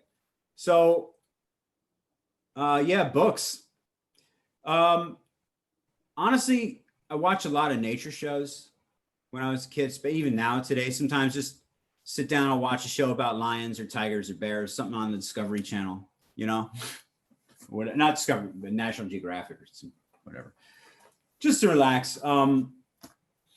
But looking at animals, just literally absorbing the world around you and building up an encyclopedia of knowledge based on what you see is what is going to help you the most as a creator. Because for me, you know, if it's something like, again, just where is that stupid thing? Oh.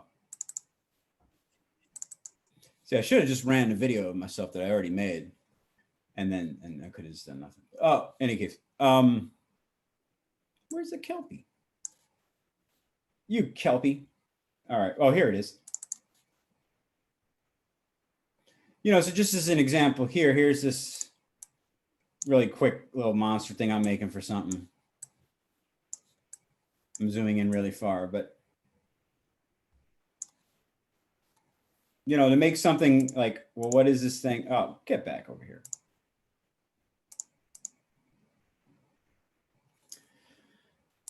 To make something like this, it's really just like, oh, well, can you make a realistic looking horse? And can you make a realistic looking lizard? And can you make a realistic looking whale?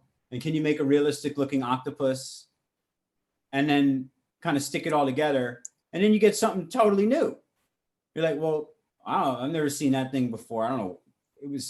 It's called a Kelpie. It's a mythical creature. that does have tentacles for legs. But you I know what I love mean? So if you're, but that's how you're gonna make something convincing, is studying how to make a lizard, how to make an octopus, how to make whatever it is, and then putting it in a blender and you get something new. And that's kind of the process for making monsters. It's easy. It's seemingly easy. But again, the reason I'm good at it is because I'm very classically trained.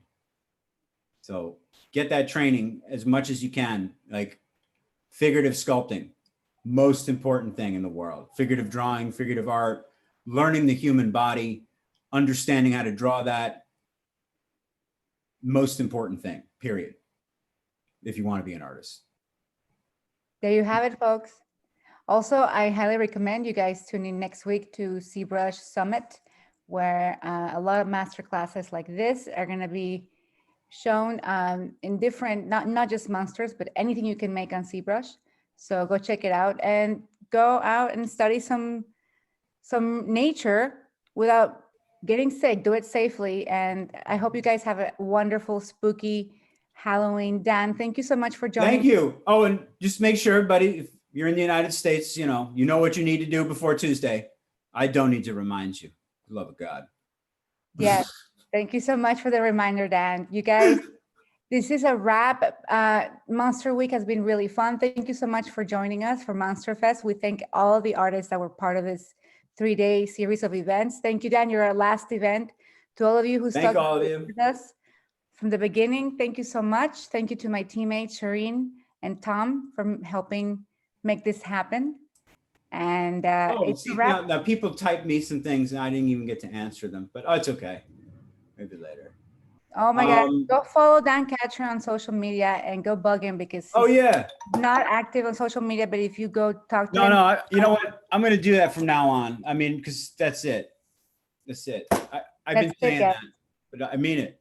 Hold him to it and go to his Instagram and bug him and ask him all the questions. You know, well, that's enough. Instagram bugs me just because it's so hard. Most of what I do is on a computer, not on my phone. And Instagram only seems to take shit off my phone. Is there something I'm missing? Yeah, Dan, everything is mobile now. Welcome to the future. Yes. Hey, we love Instagram. We love mobile. Dan, it's fun. Thank you so much, guys. We don't waste of your time. Thank you, Dan Katcher, for a lovely session. Tom Feston, it's a wrap. Thank you very much, guys. I'm better live. Thanks, guys. Thank you. Bye, Dan. Bye.